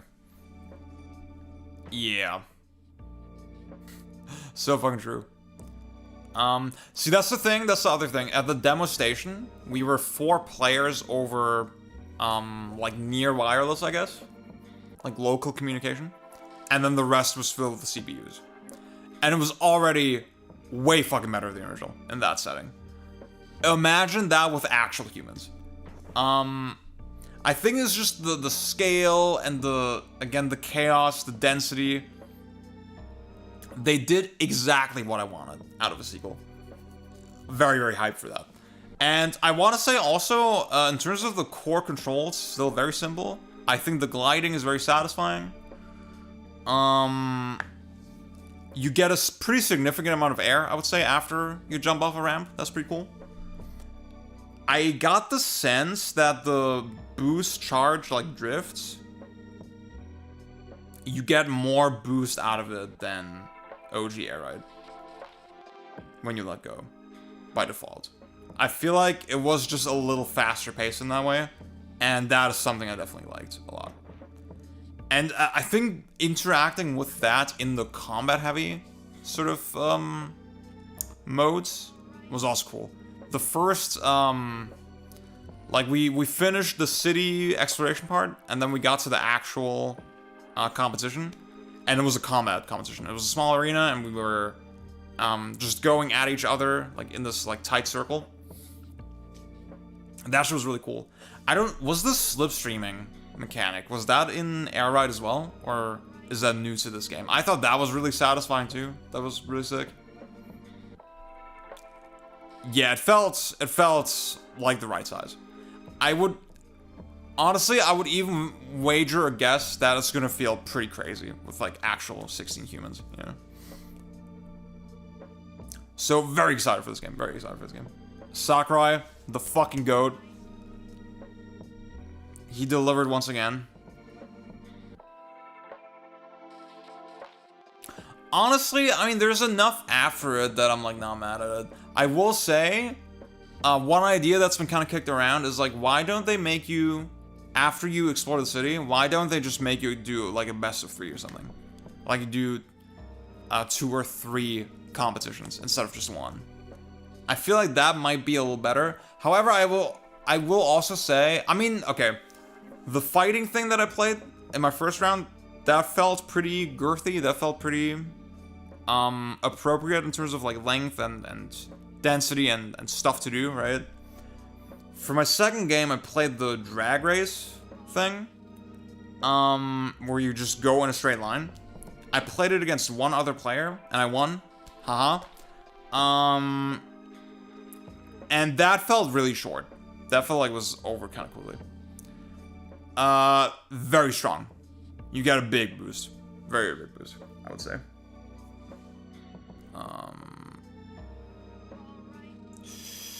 I would say so. That's my... Don't quote me on that, but that's kind of what it feels like. Couldn't tell you. I had the wagon, or the chariot, I think. And I had the shadow, and I had the warp star. Actually, yeah, wagon, chariots. Wagon is a separate thing. You know what it is? You know what's up? I'm all about the girth and the length. I'm all about that shit. Yeah. The wagon, the shadow, the chariot, and the warp star. Those are the ones that I tried. I only played Knuckle Joe. I did not try the other characters, unfortunately. So yeah, that's Air Ride. That's Air Riders. Guys, can I just say, I got majorly tripped up. I fucking fell for the meme. I looked at the screen at the very end, right? I saw all the companies mentioned here. I was like, wait, why? Why are these mentioned in an Air Riders presentation? What? Are there like Atlas guest characters? Capcom guest characters? What the hell? And then I realized, no, it's just because Smash is like name dropped in the thing, in the direct. I'm so fucking stupid.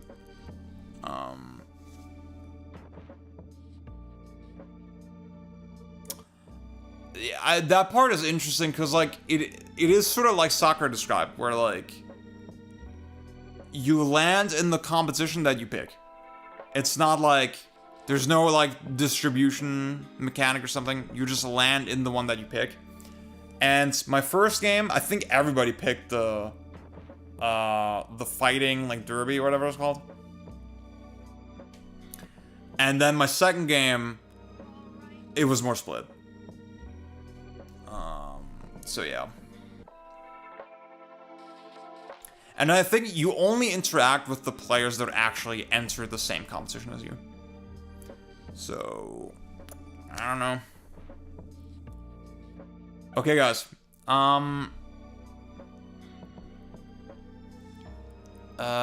Yeah, we got a couple more games.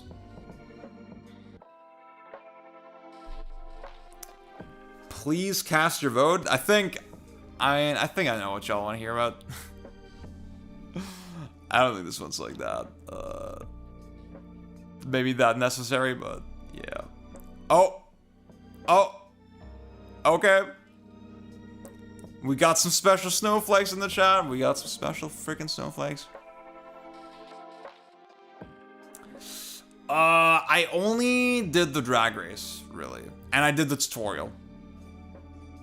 Actually, I think during the city trial, I did like one of those mini races as well. I can't really say so far.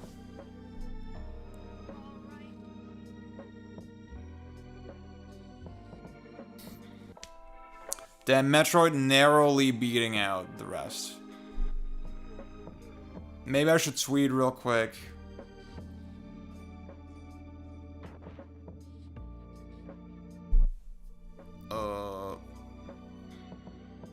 Yeah, YouTube can vote. YouTube can vote. I think you just need to type the number by itself, though. Yeah.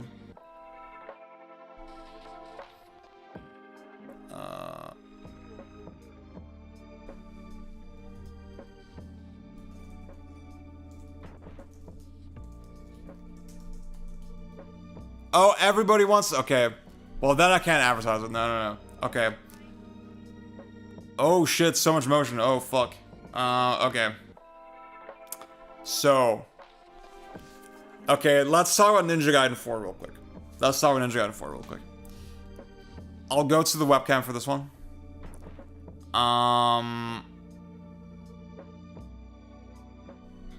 Okay.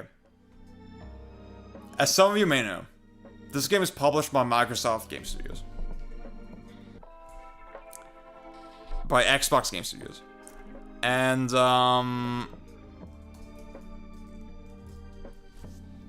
Microsoft provides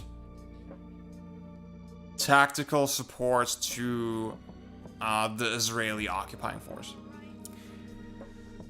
in their genocide against the people of Gaza and in their oppression of like the Palestinian people in general, right?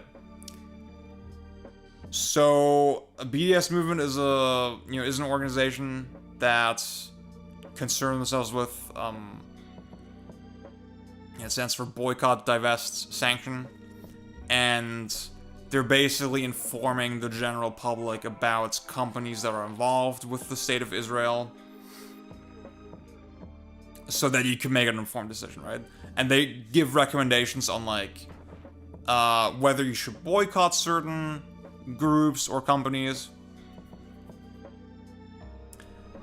And Microsoft is on that list, right? And ever since then, I don't want to do advertising for Microsoft. I don't want to buy their products. To me, this is like, that's a red line, right? I feel very strongly about this. However, there is I mean, when I didn't know Ninja Gaiden 4 would be playable at Gamescom. I assumed it wouldn't even be playable. And when I saw it, I was like, damn, okay. And the booth was not stacked. The booth was not stacked. So, I couldn't help it. I couldn't help my curiosity. I will not do any formal content on the game. I will not stream it. I will not do a video on the game. I might talk about it here and there if I end up playing it, right? If I end up playing it. I don't know if I'll buy it. The thing that really fucking sucks about the situation is that, you know, it's made by Platinum. And obviously the brand is owned by Koei Tecmo. They have nothing to do with this. They have nothing to do with this. And I feel really fucking bad for the developers involved. And they're just trying to make a good game, right? And you saw this recently kind of come to a head with Arcane Lyon, who are currently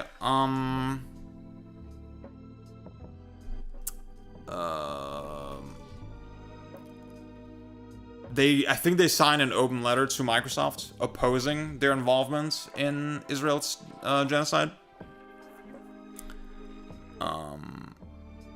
Thank you all for the support, by the way, in the chat. It's very... I'm glad to have a, you know, like-minded community. So, I hope this does something, right?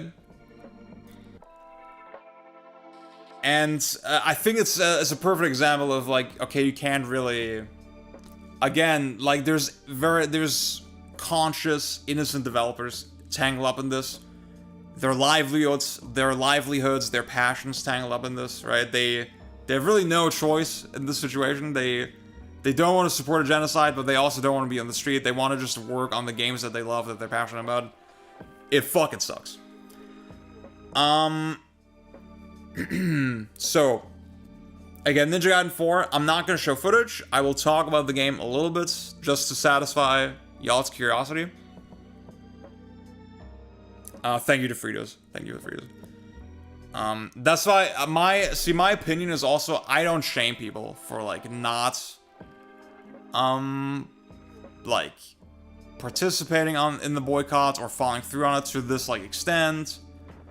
I don't think you need to deprive yourself of those types of things. I don't think that's the be-all end-all. However, I don't think you should be ignorant, right? I don't think you should be ignorant of the world. You should know what's going on in the world, and, like, you should talk about it. You should use your voice if you have one. That, to me, that's my really big sticking point, right? That's the thing I really care about. I'm not gonna be upset if you play the game, right? Personally.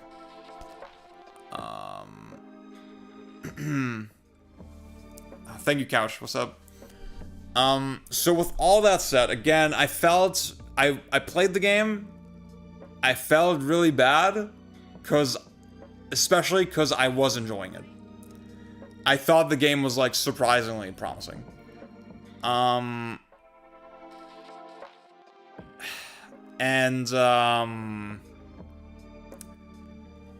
how much more do I want to say about it? I want to say, I think this is shaping up to be one of Platinum's better games in a while. I think they're making a very sincere attempt at an authentic Ninja Gaiden experience. Clearly, it's not the same, like, code basis or anything. I did not play as Ryu, I only played as Yakumo. I'll say I did not miss Ryu. They have so much overlap that, like, I don't think it's really that meaningful of a distinction. And, I didn't get the sense... From the trailers, I thought Yakumo was just, like, busted. I'm doing all these, like, insane sweeping attacks that, like, just delete the entire arena. Now, I will say, you didn't really get big arena fights at all in this demo. You only fought, like, 3 people at once, max. And they were pretty docile. Oh, I'm sorry to say, Onimusha... You can watch the VOD later. I'm not impressed with Onimusha, unfortunately. I think it's very concerning. It's very parry slap. So far, the mob fights in Ninja Gaiden 4 that I saw in the trailers, that I saw in this demo, not really impressive. It felt like cannon fodder. However, mechanically, I thought it was pretty on point. In terms of just the stuff that you could do, right? The boss, and I think, again, it's something maybe we haven't seen enough of the game yet, right? Maybe they'll develop on this. I'll say the boss had surprising hands.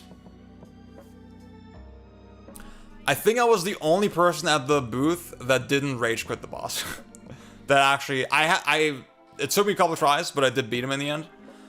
There's this interesting counter hit mechanic where certain types of attacks can be interrupted with certain types of your own attacks. And to do this, you obviously, there's a lot of considerations going into that, right? You have to think about your animation startup. You have to make sure that when they're in their wind-up, those two things kind of coincide, right? And you also want to be close to the enemy, right? You can't just launch your attack from all the fucking far away, right? All the English. You can, like, specifically what the enemy will do, what this boss will do, is they will move away from you. They will prepare this special, like, red counter-hittable attack. And then you have to be really quick and close the gap so that you're able to counter it. If you try to do it from a distance, it will probably not work.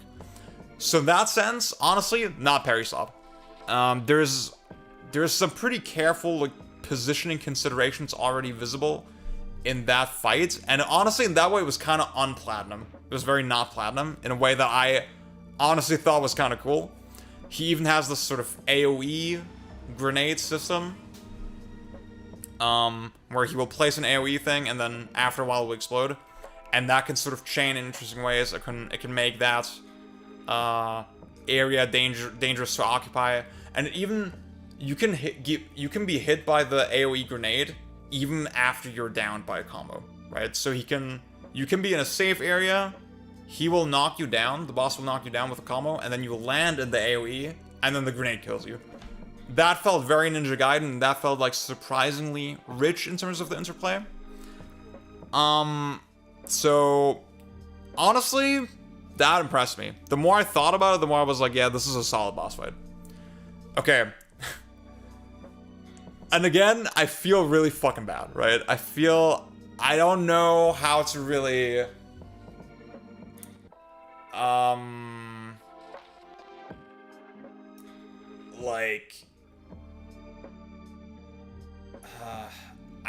not quite sure how exactly to process all that, right? I'm not sure exactly,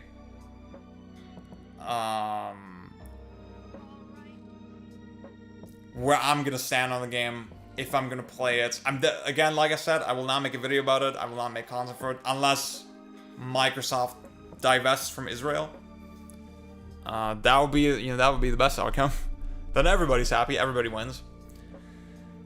But yeah, I think the game is actually surprisingly promising.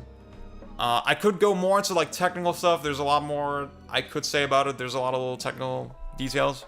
But I'll save that. Well, I don't know how much more I'll discuss the game. Maybe this is everything I'll say about it, possibly. So, guys, I need to take my friend home. Again, she doesn't want to walk alone at night.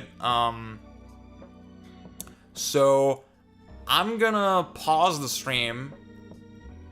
And, I don't know. Should I just go on standby and then...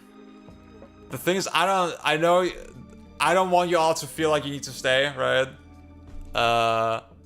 Dude, it's a little frustrating because I have like 50 viewers right now. But yeah, I gotta do this real quick. I gotta take her home. Thank you, Lusa. Thanks so much. So I guess I'm gonna leave the stream on standby. I'll be back in like 20 minutes. And then if you're still there, thank you so much. If not, I'm not gonna take it personally. But when I'm back, we'll talk about Sonic and then maybe, I guess Prime. I don't know. I don't fucking know. I'll make a tweet about it when we talk about Prime. I think Prime will be the next game and then I'll talk about Sonic. So I'll make a tweet and I'll make a skeet about it. And then we're back. Okay. See y'all in a sec.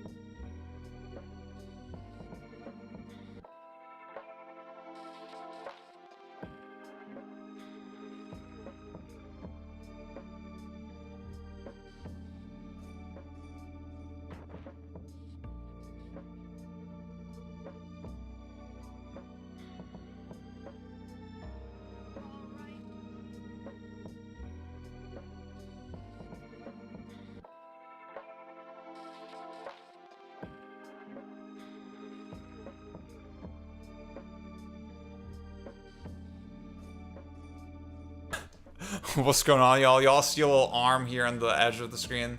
Say hi to Maria. She's like dressed as the Cabbage Man from Avatar: Last Airbender. Hello, thank you Ziad for helping me and my friend go walkies in the night. Thank you. Yeah. Yes. Okay. Cabbages. She was like stressing really hard about how to be on chat, how to be on stream. If you like need anything, you could like you can just come in at any time, yeah. Everybody says hi. Hello. We're really good friends. We've known each other for like 6 years almost, yeah. It's pretty crazy. She's here from Berlin for Gamescom. I'm hosting her. My cabbages. Yeah. Okay. Maybe she'll be back later. If she feels like it. Okay, y'all. Thank y'all for sticking around. I'm gonna make a cheeky little tweet to say that we're still live. And we're about to discuss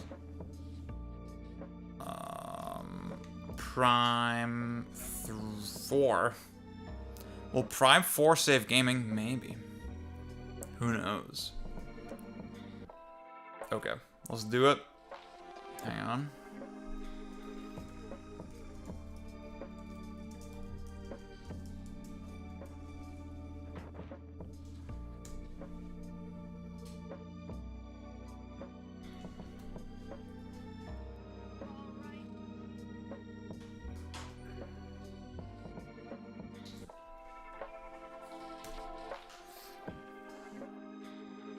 Okay, y'all. What's up?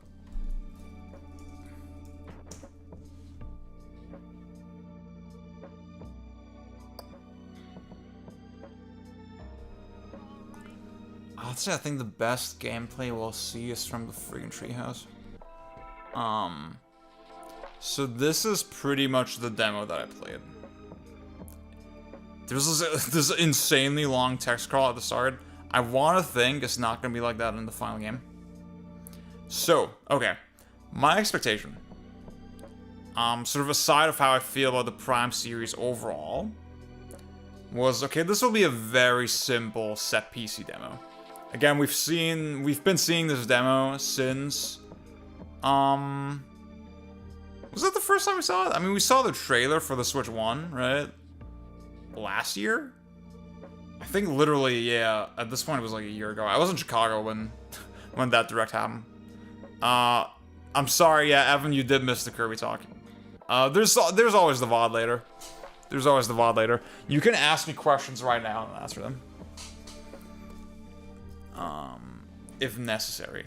But yeah, we've been seeing this section of the game for about a year, and then we saw it played by a bunch of people every now and again at the Switch 2 reveal, at those journalist events. I did think the game looked very nice. I think the way the lighting is definitely a little it's definitely very baked, right? There's some kind of PBR fucking pipeline. But it's not like ray tracing, oh my god, shadow maps, everything is reacting super accurately. The enemies definitely feel like they're not fully blending into the environment. You know, it looks like a pre-ray tracing kind of game, you know, it looks like a really nice... Like on this hardware, I would say, is this like Xbox 360 level? I think that sounds kind of mean, but I think it looks good.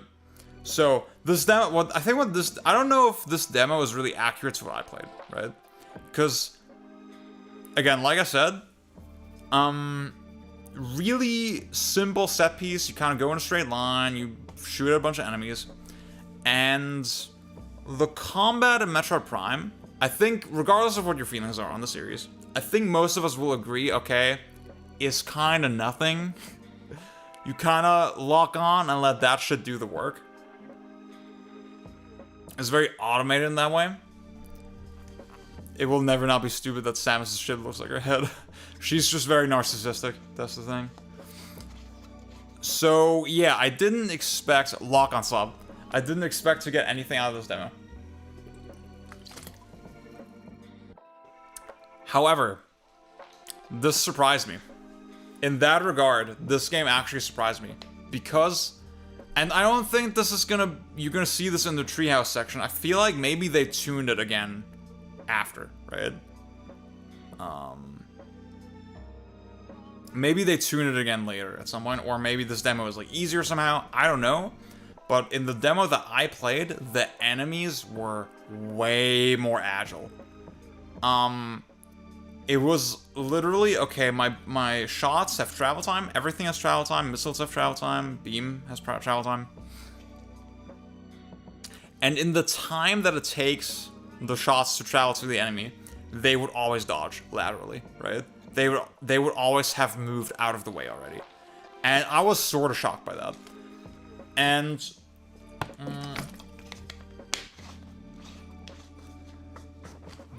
I think the boss later in the section kind of clarifies the vision of this game a little bit.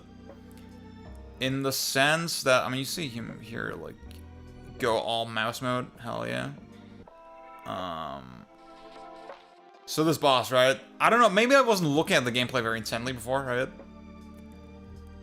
This boss literally doesn't work unless you aim manually. If you lock on, this is a true evolution of what Prime 3 was doing on the Wii, right? Where, okay, you lock onto a target, the camera is fixed. I got to use both gyro and the mouse. So, the camera's fixed, but then your cursor can detach, and you can aim at different weak spots, right?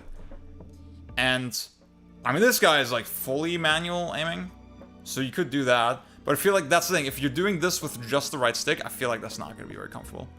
I think the way to play it is sort of like a Prime 3, where you're locking on, but then you're still manually aiming, right? In this boss, that's explicit. In this boss fight, like, okay, here he has the shields up.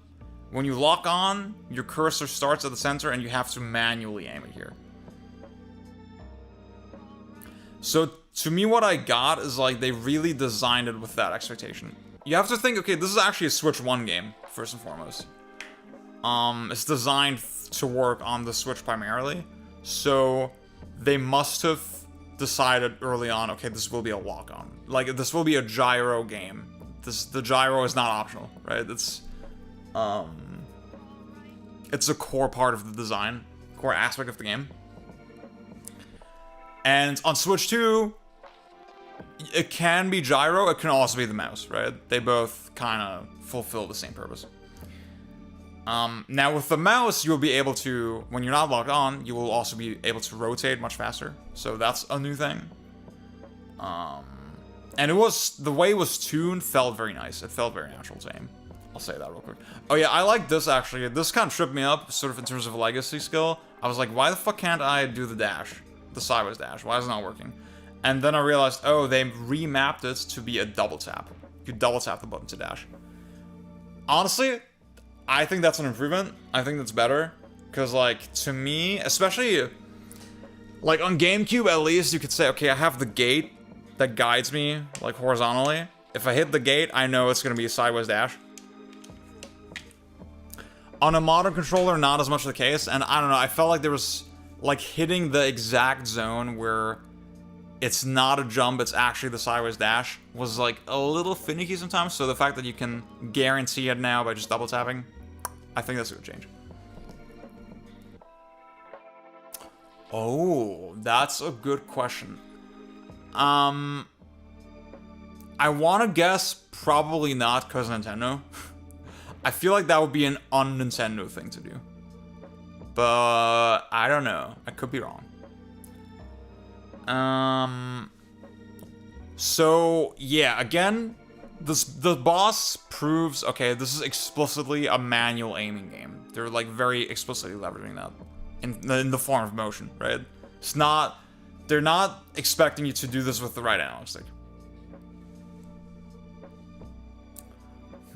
Well, that's so here's the second kind of components of this, right? Again, you're not gonna see this in a demo, I think.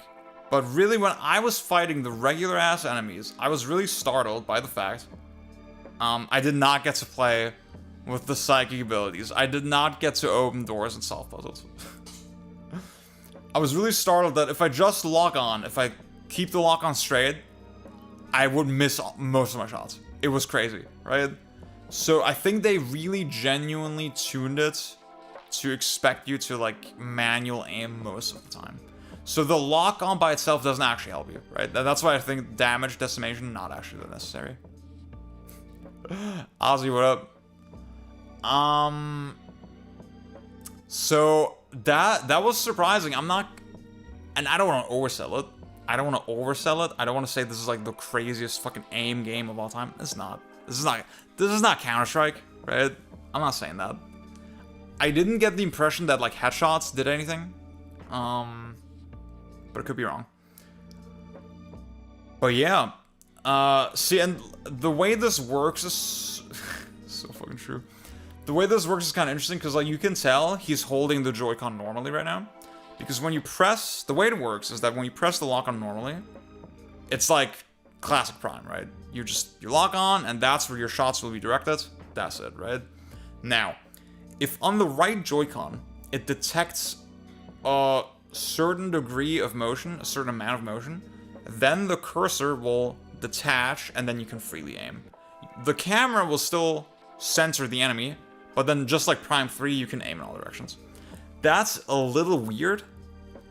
I would assume that there's going to be a setting for that. I did check out the options in this demo. I could not really change a lot.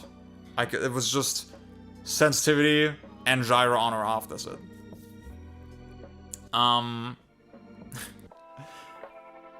Yeah, I'm gonna assume there's probably gonna be a setting where as soon as I press lock on, I can also aim with the gyro. I want to think that's how it's gonna work. Now if I'm in mouse mode, the cursor is always detached, right? Even if I lock on, the cursor starts detached, and I can just move it wherever I want. And that's cool. So again, in that sense, they fulfill the same purpose. You can just pick the one that you want. And I expect it to be a gyro boy. But not gonna lie, the more I played, the more I was like, actually the mouse like feels really fucking good. Like it feels really effective to do that. To me, the mouse just doesn't scream Metroid. I feel like I want to still play with the gyro. I'll figure it out. We'll see. Maybe I'll play with the Pro Controller. Maybe that's an option, right? I do think just the gyro on Switch 2 is so much better than it was on Switch 1. So I think that's significant. Now, in this specific game, are you that allergic to PC gaming? Honestly, I felt like this might get me into it. I was like, okay. It's just like, do I really... I mean, bro, have you seen my fucking OLED? Have you seen my OLED? Do I really want to play this shit on my desk? No, I want to be like immersed. I want to be like a fucking, I want to be fucking Samus Aran. Aran? I don't know. I want to be her. I can already tell you it's going to be the optimal way to play. Anu, it works kind of, sorry, I think you were in chat earlier as well. Sorry, I didn't address you. I was like kind of, sidetracked. See, the thigh gaming is definitely a thing. So, to explain again, right? Like, I play the video game, I move the camera with the right analog stick. The gyro does nothing at this point. I lock onto the enemy. I hold lock on, right? The gyro still does nothing, generally. I'm locked onto the enemy, all my shots go in that direction. If I move the controller a little bit, the gyro will kick in. And then, like, I'm still locked on, which means the camera is centered on the enemy, but the aiming cursor can move wherever it wants, right? With the gyro. That's how that works. Again, it's a lot like Metroid Prime 3, if you've played that. And in the mouse mode, it's, I can move the camera with the mouse, the right stick doesn't do anything. Naturally, right, because like it would be kind of hard to access. And then if I lock on, it's the same, right, where the camera stays on the enemy, but then the mouse can move wherever it wants, right? That's how that works. So the one last thing I'll say about gyro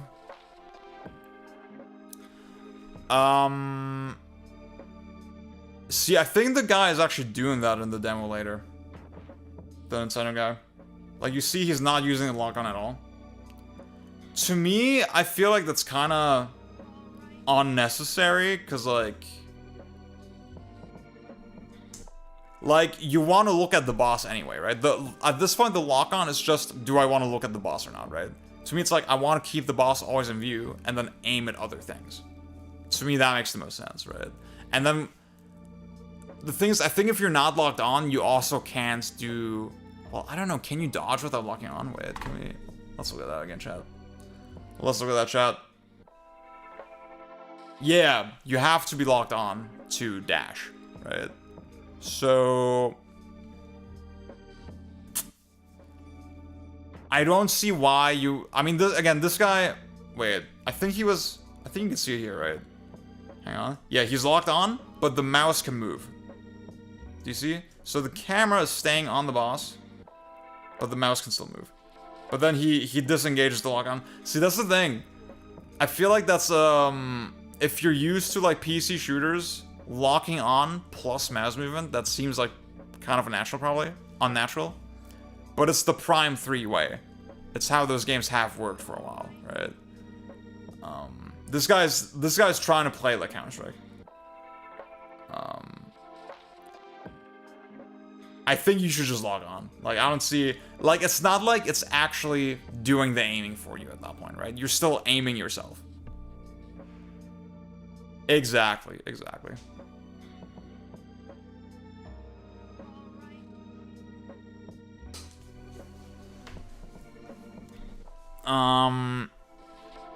So yeah, that's cool.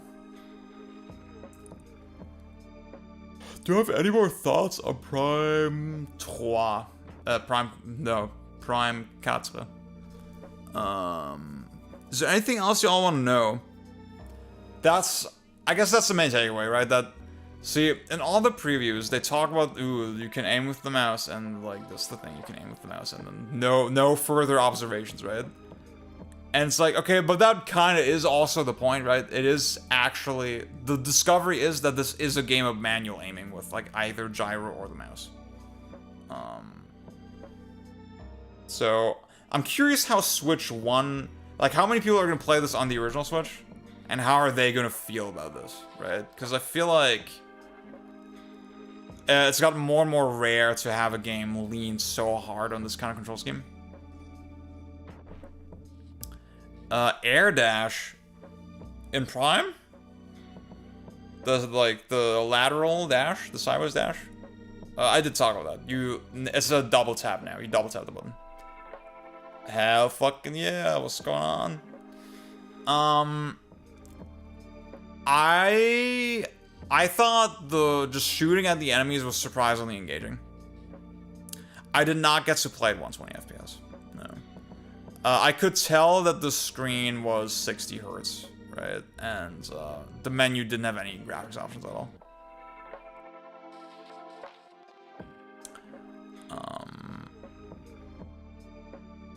So yeah, I was surprisingly engaged by the combat. I don't think it's gonna be the craziest thing ever, but like, if that's already like decent in this demo, I'm like, okay, hell yeah, let's do it. Let's play some fucking Metroid. Let's play some motherfucking Metroid Prime. Okay, y'all.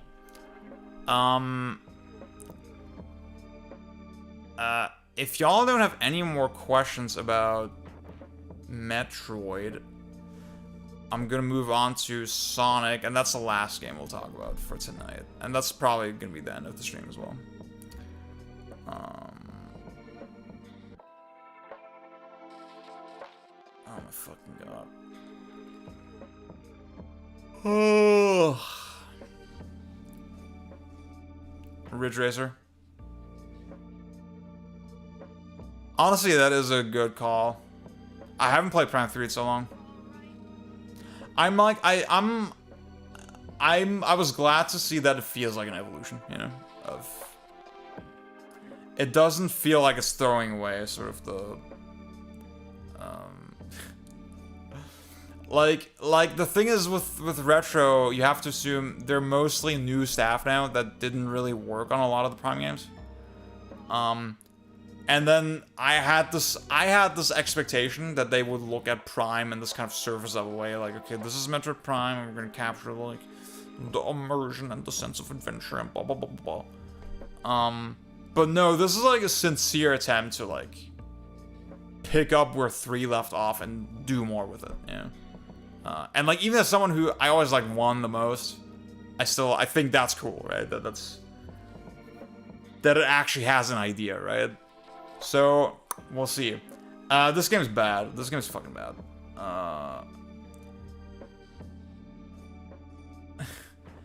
The only reason I was really interested in this one is because apparently this one's developed internally at Sega in Japan. This is one of the first racing games in a long time to come out of Sega Japan. And I was like, okay, like, let's see it. Talk to me nice, you know? I'm a big Crazy Taxi head. I love Daytona. I thought, like, there's gotta be something here, but oh my fucking god. Yeah, that's the thing I was, like, always, like, curious about, because I could never find actual specifics on who the staff is. Okay, see, I think you can already see. This is already a perfect example. Maybe we don't need 4K. Okay. So you can't really get a sense of the steering and the handling generally just from looking at footage. It's kind of hard to judge it in that way.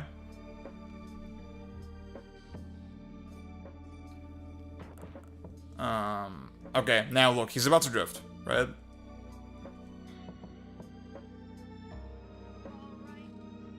Actually, yeah, okay. So the way you lean into the drift, it's not too bad. In the demo that I played, it felt really slow, but like whatever, right? Now it's like Mario Kart, where you charge the drift up and then you let go of the button and then you do the drift, right? You do the boost. Look what happens. I think you can't see it that well in this example, but like basically, yeah. He lets go of the button, and what happens is the car needs to straighten itself out first, which is like sort of this fixed animation, and then you get the boost. And that feels fucking terrible. I've never played a racing game where they had this type of mechanic and they did it this way. Like, every racing game I've ever played, like Crash Team Racing, every Mario Kart, right? Every game with this type of drift, you just get the boost instantly. Because that just feels right, you know? And like here, it's this weird fucking sluggish animation.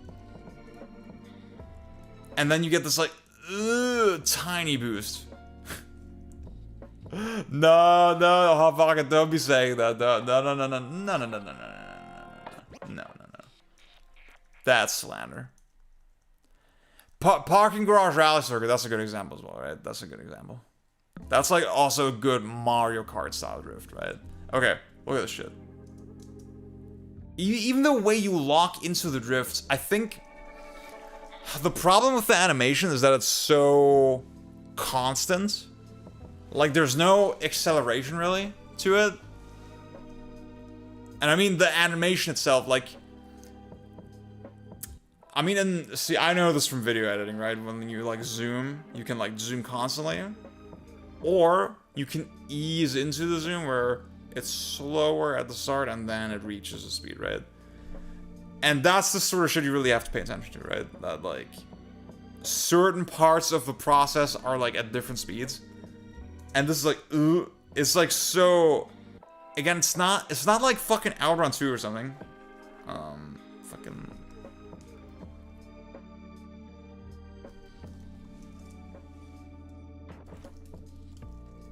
Oh my god, I can't fucking type. Emulator gameplay. Hell no. Look at this shit. Look at this fucking game. Yeah, you could. I don't know if tweening is the right word in this instance, but like I do think that's is applicable in a lot of similar kind of examples. Okay, look at this shit. Look at this fun shit. Look at this shit. See, the thing is, in this stage, you're not supposed to drift, so he might not drift. Oh, this is so shame. Oh, this game is so fucking good. You can do this whole stage without drifting.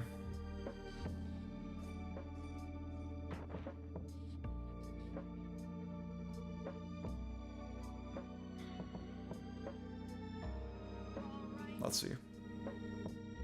Show me the fucking goods. Talk to me nice. Wait, do it. Oh my god, I can't find it. Yeah, oh, okay. Look at this. Look at this shit. It's like... Actually, oh, okay, see, that's the thing. Like, the drift here, I can tell... Okay, he did do the gear drift.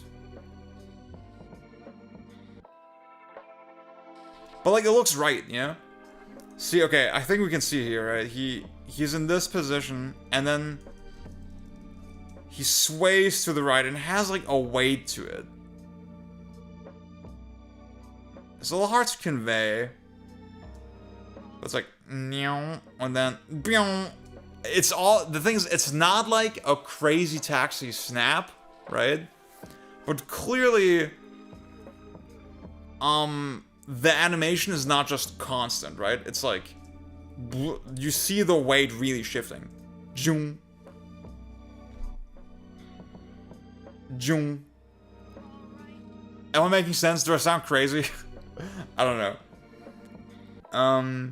But then to me, when I was like, what the fuck? Why does this game feel so weird, right? And again, what killed me was like, you let go of the button, and then like nothing happens, right? Hang on.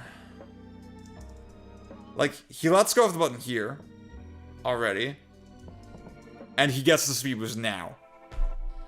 Like half a second later. It feels... Okay, wait. Let go of the button. Speed boost. It feels terrible, dude. I think you can, even just from this footage, you can tell, okay, the steering is not very responsive. You can't really make big maneuvers like that. And, I mean, it's both an issue of, like, okay, well, it's not a very flexible handling model, right? There's not much you can really do with this. It feels very simplistic. But it's also, it just doesn't feel fun to drive. It doesn't feel fucking fun to drive. And it's like, when you're saying that about a friggin' racing game, then... What the fuck is the point? Yeah, what the fuck is the point? What is the fucking point, dude? And it's very slow. I was playing, so I think the difficulty I picked was like medium-ish. It was the highest one that was available, but I could see there was more stuff after it. In the final game, most likely. Oh, that's interesting. Okay. But that's like...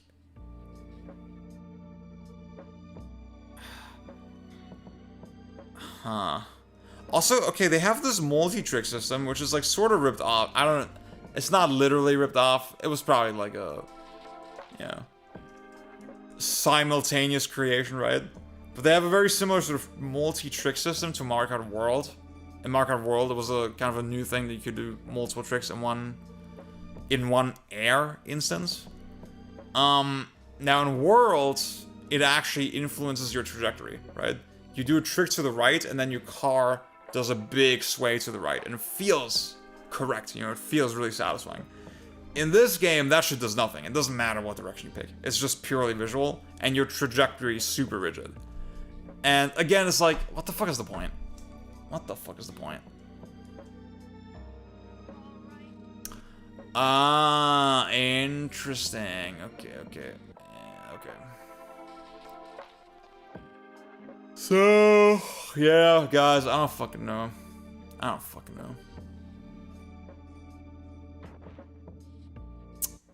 Bad game. Oh, weird. Oh, weird. That's crazy. Okay. Okay, whoever's playing this is also really fucking bad at the game. That's funny. Also, I'm sorry, but like, I mean, I don't know. I think the whole Crossworlds gimmick is like fine, you know? I would rather just play a regular track, you know? But then the fact that this is like clearly a shitty video file. I don't actually know how this works. Is this? Because like, no, it is the same cars, right? I don't fucking know. The transitions look very, very weird between the stages. Yeah, I don't know. Bad game. Hey guys, that's everything I played at Gamescom. That's everything I played at Gamescom. Now, I'm gonna close out the stream relatively soon. I wanted to do top 10 PlayStation games, PlayStation exclusives, because friggin' Nakey Jakey Lemon Flaky did that on his thing. Wait, Nakey Jakey's ball pit.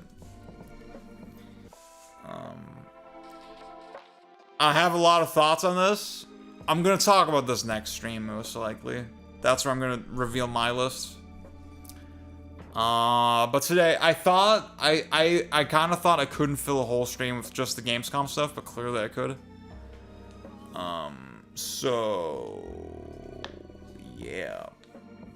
This can probably be also its own stream. Yeah. When white rappers say, open up the pit, open up the pit. Okay. So we got that. We got that on lock.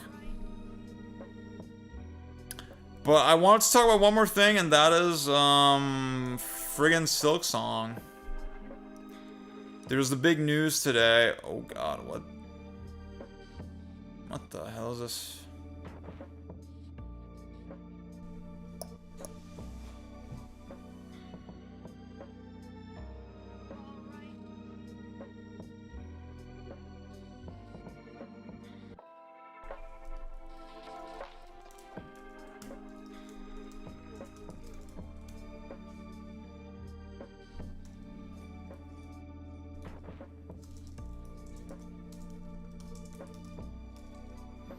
So Silk Song is coming out in 2 weeks, which is kind of beast.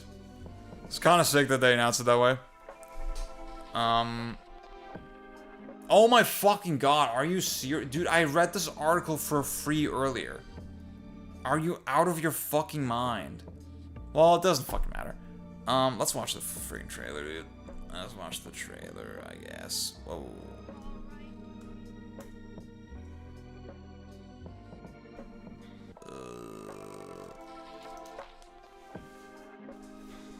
Because I actually haven't seen the trailer yet.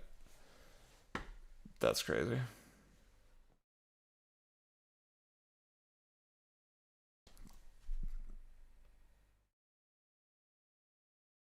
So what's crazy is they had this at Gamescom. And literally I heard from John Cartwright from Good Vibes Gaming that like, yeah, this demo I just played at Gamescom, this is the same demo that I played at E3 like 6 years ago. What the fuck?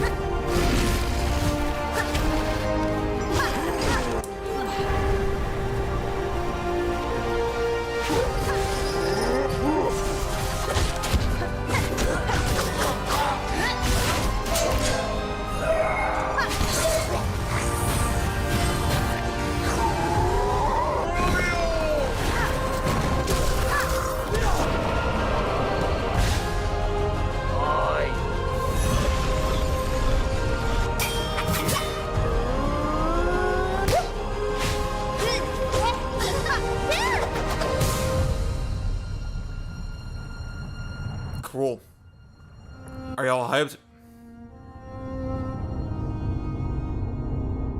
I mean, in terms of like the movement and all that, it feels like it has a lot more going on than Hollow Knight. I think on that front, the thing is, you can't get the real take for this game. This game is gonna have like 95 on Metacritic, right? And you're not gonna know the real take unless you actually play it yourself. That's the problem. And so the big reveal with this game, right? Everybody's like, why the fuck did this take 7 years to make? And my guess, I was literally talking about this with a friend the day before this article came out. My guess was like, okay, honestly, I think they just didn't scale up. They didn't really increase the team size, and they didn't want to crunch, right? They wanted to make a similar sized game as Hollow Knight 1, but they didn't want to crunch on it. That's it, and now they could just afford to do that, right? They could afford to like make the game in a very healthy way. And this article from Jason Schreier where he interviewed, I think, the 2 founders of Team Cherry, basically confirms that, right? That's how they did the game. They just did exactly what they wanted to do. They didn't scale up the team. They didn't want to spend more money than necessary, and there you go. That's it. Very simple story. And in that sense, honestly, I thought it was kind of aspirational. I think it's such a human thing to say that once you have money, you have to instantly use it, right? You have to scale up. You have to do more. You can't just fucking live your life and like enjoy the freedom, right? The independence that comes with that. Literally see Jonathan Blow. I can't find a exact source for that. In the Braid audio commentary, Jonathan Blow, the creator of Braid, The Witness, he revealed he's like in multiple millions of dollars of debt currently. Because he spent all this money on like making this crazy programming language, making this crazy engine, making his new game, blah, blah. And like on the one hand, I respect that he like... I don't respect Jonathan Blow, right? I think he's kind of an idiot. Kind of an asshole. I respect his like genuine artistic drive that he will like just go to the ends of the earth to make what he is convinced is good. And I do think he has a good sense of what's good. But also, he's now millions of dollars in debt, right? So, yeah. I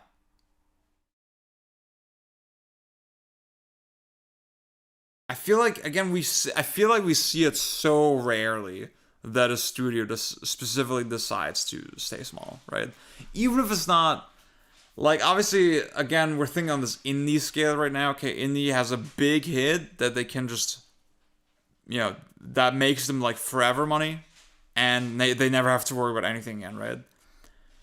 We don't get that often, and then we don't get it that often that, like, okay, they decide to either scale up, or they decide to stay the same and, like, just not spend the money, not touch the money. Just live off of it forever.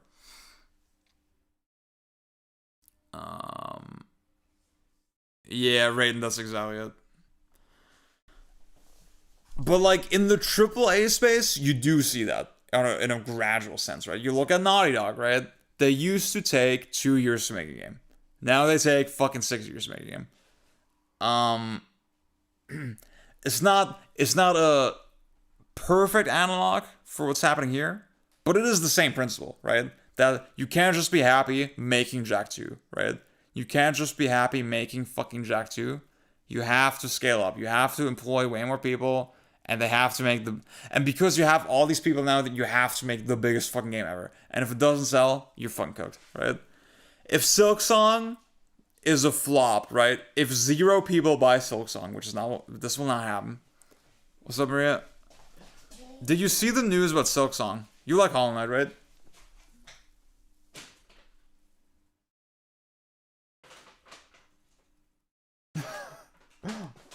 What's up? Wait, me? Yeah. I'm just putting something here for later. I was asking you, I was asking you, do you like Hollow Knight, right? Not really. Oh, okay. Did I get that wrong? Oh, I thought you were like a Hollow Knight head, a Hollow head. No, you like Nine Souls, right? Yes. Yeah. I really like Nine Souls. Okay, Are okay. they similar or?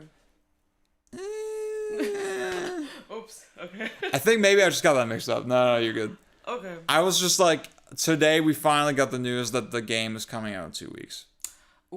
Silk Song, the sequel. Yeah, I saw the booth in the Gamescom, but it was kind of small. The booth was small and the queue Yeah. was insane. Yeah, it's like I don't know what they thought would happen because so many people anticipated for this, but the booth is so tiny and people are like, Yeah. probably Yeah, they all wanted to play it. it was very funny.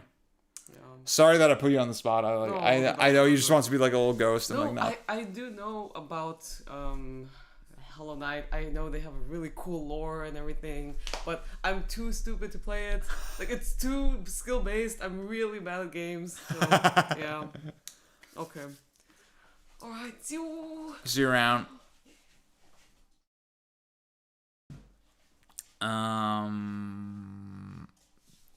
No one should be happy making Jak 2. That's crazy. Jak 2 is a good game. Shut the fuck up. I hate y'all. Y'all just don't understand. Y'all don't see the vision like I do. Wolf, what up? You missed sort of everything. Like, we talked about all the games. And we're just, like, covering the Hollow Knight shit.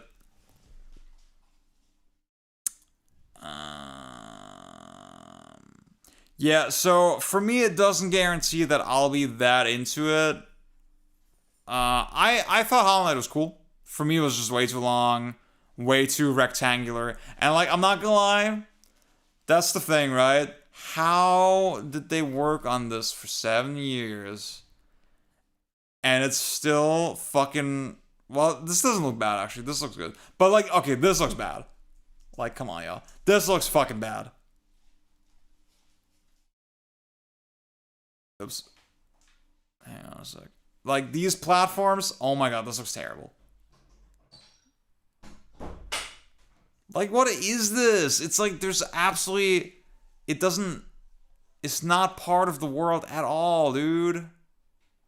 Ooh, my chat shit just turned off. What the hell? What the heck? Hang on a second.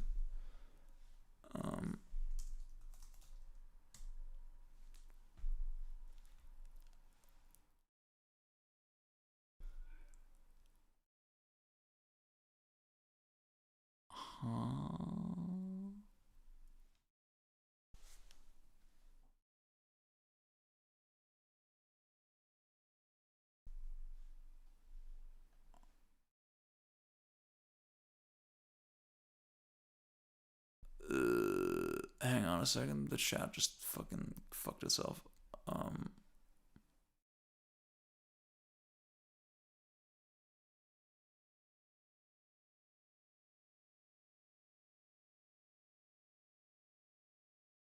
Oh my god, dude.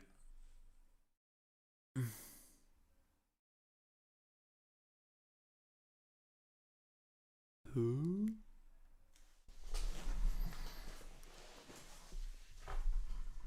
Give me 1 second.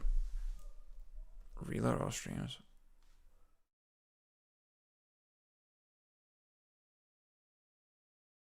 Oh. Wait, what? Huh? There you go.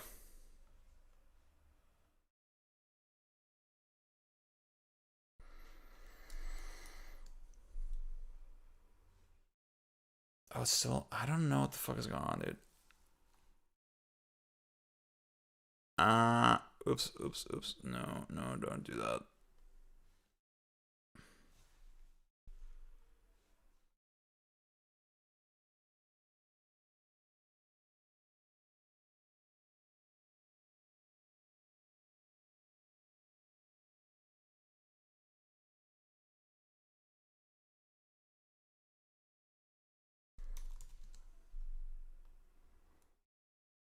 Oh, okay, we're back.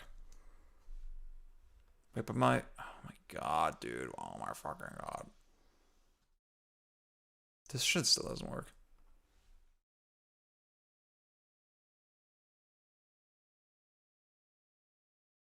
Let's turn the music back on.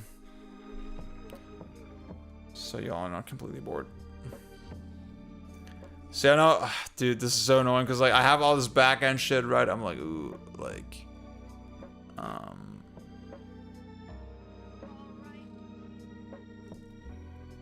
I'm handling all this shit, right? Y'all can't even see what I'm like struggling with right now. Yeah. Y'all don't even know what the issue is. I don't know. Why is it not showing up, dude?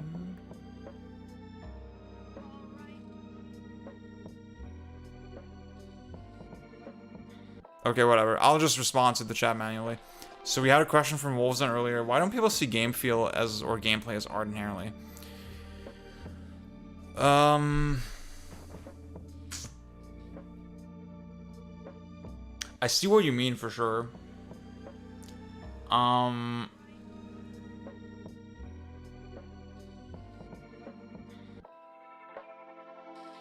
think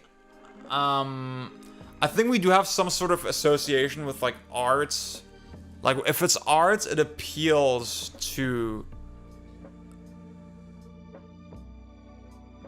some kind of truth about the human experience, right? To me, what's artful about games is like that I get to explore this distinct sort of reality that was like constructed by a person, right? Or a group of people.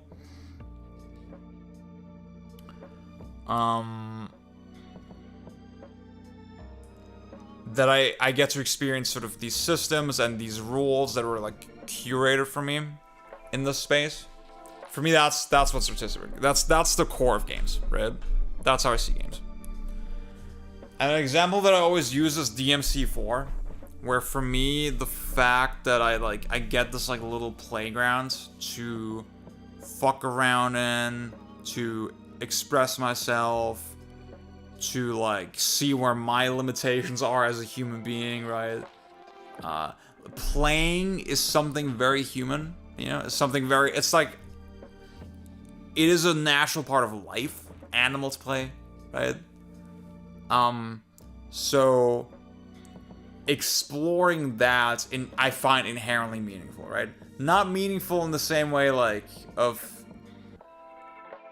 this film explores like the concept of narcissism or something, right? I just thought of this film, Passages, I think is what it was called. This one was really good, actually. I recommend that one. Wait. Exploration Slap. Passages film. It could also be Passage in French. Yeah, the lead character is basically, you know, a bit of a narcissist. And like watching this is like a random example, right? But like watching this film teaches you something about that dynamic, about that experience, how that can kind of manifest, right? And you can't really do that with gameplay, right?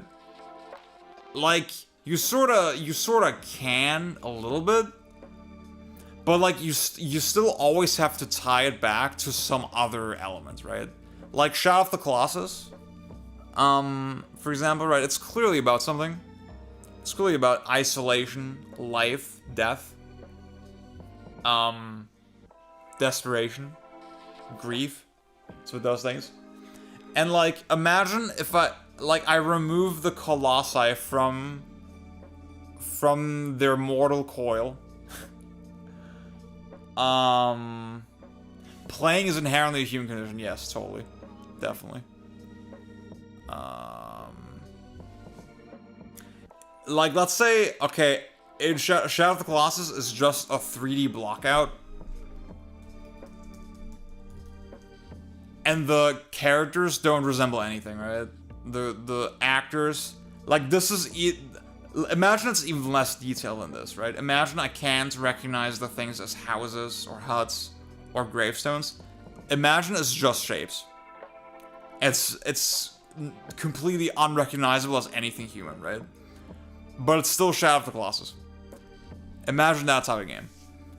And then imagine, okay, I'm removing this object, this like shape, from existence.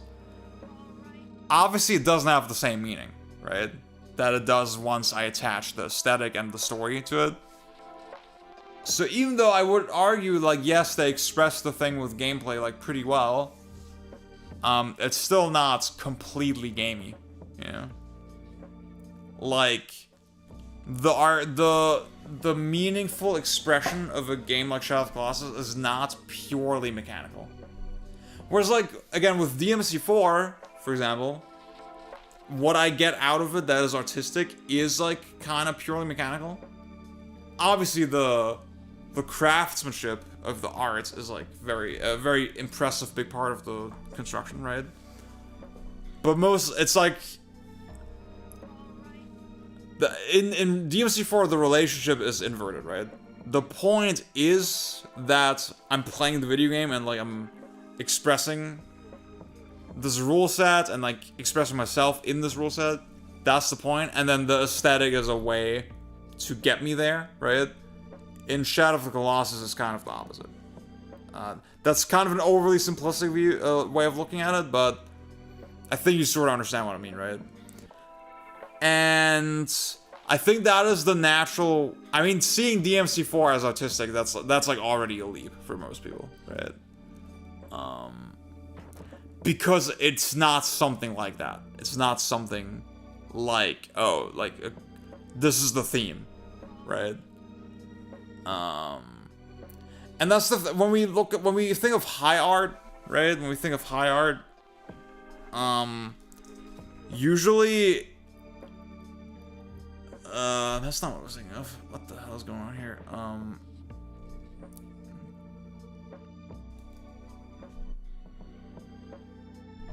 What the fuck is the word I'm looking for?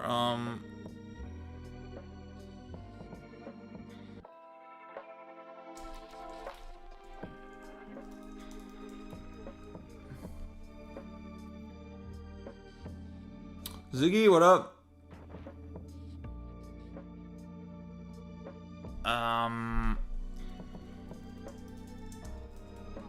Like, I mean, this is a famous one, right?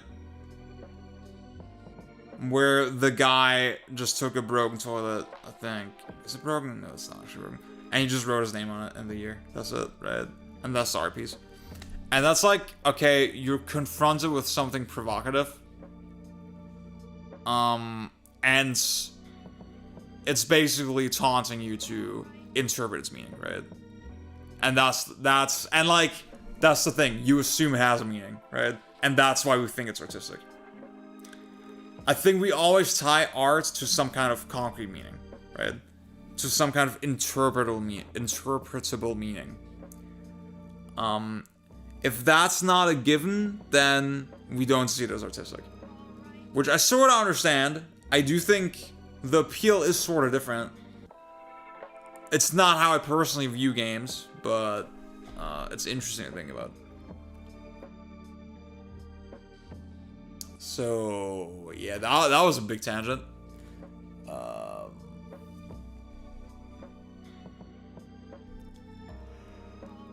Okay, oh my god, oh my fucking god, y'all. I think, what's the story?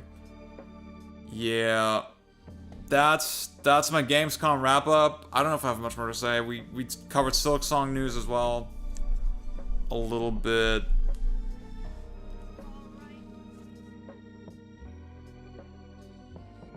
Fuck yeah, dude.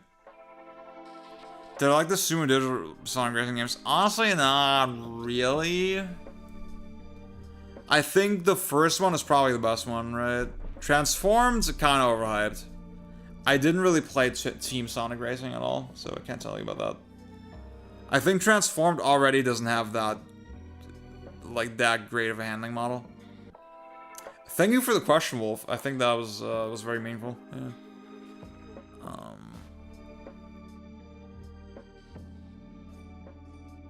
Yeah. I want to know more about who's making this fucking Sonic game. Like, I want to know who is the actual staff. Okay, guys. First one is not all that. Oh, damn. Okay, I was told the first one had the best handling.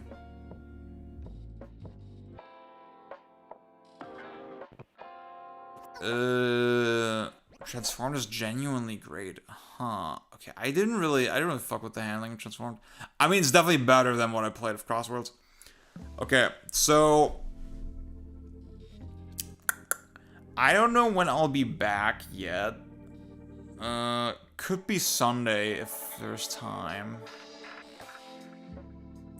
I'll try to post. So, I recorded my thoughts in sort of short form content for all the games that I played. So I'm hoping to release that very soon. I need to get the ball rolling on that.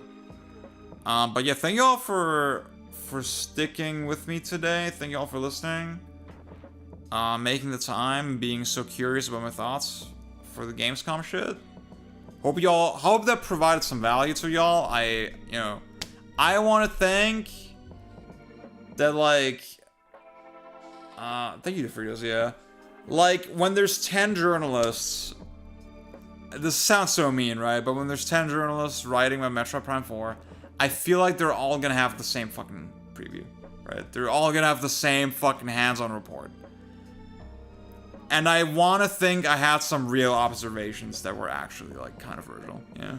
So, there you go. Okie dokie.